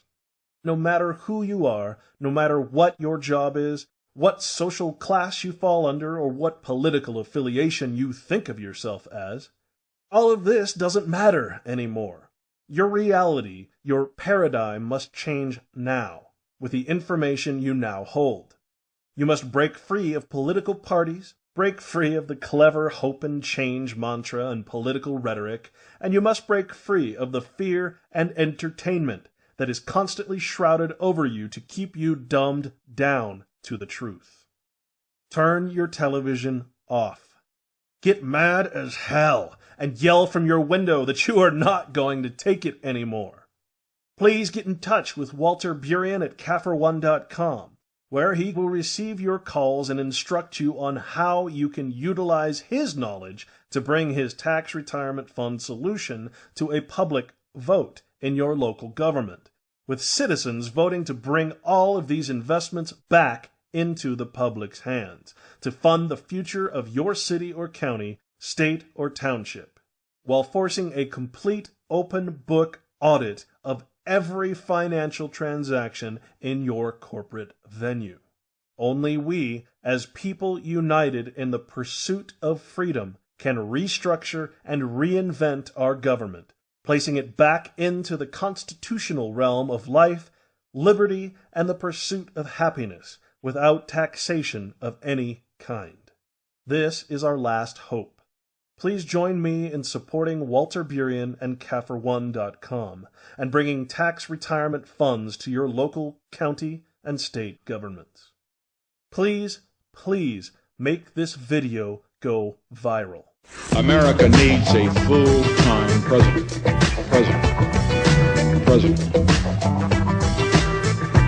And a full-time Congress. Intends to remain the master of its own house.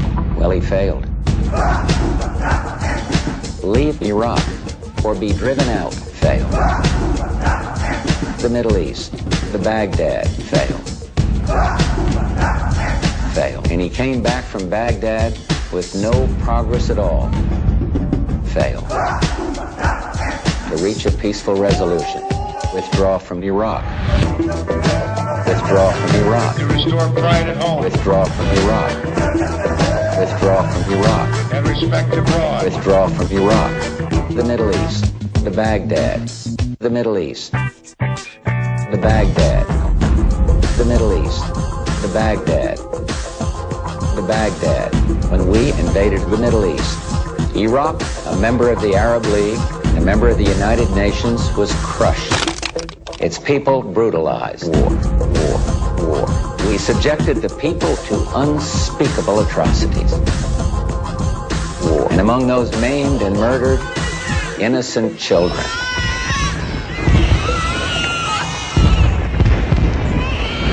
War. Move out of Iraq in accord with the United Nations resolutions. War. The answer is clear.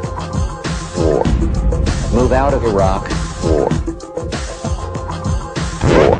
Hanging by the slenderest of threads, capable of being cut at any moment by accident or miscalculation or by madness.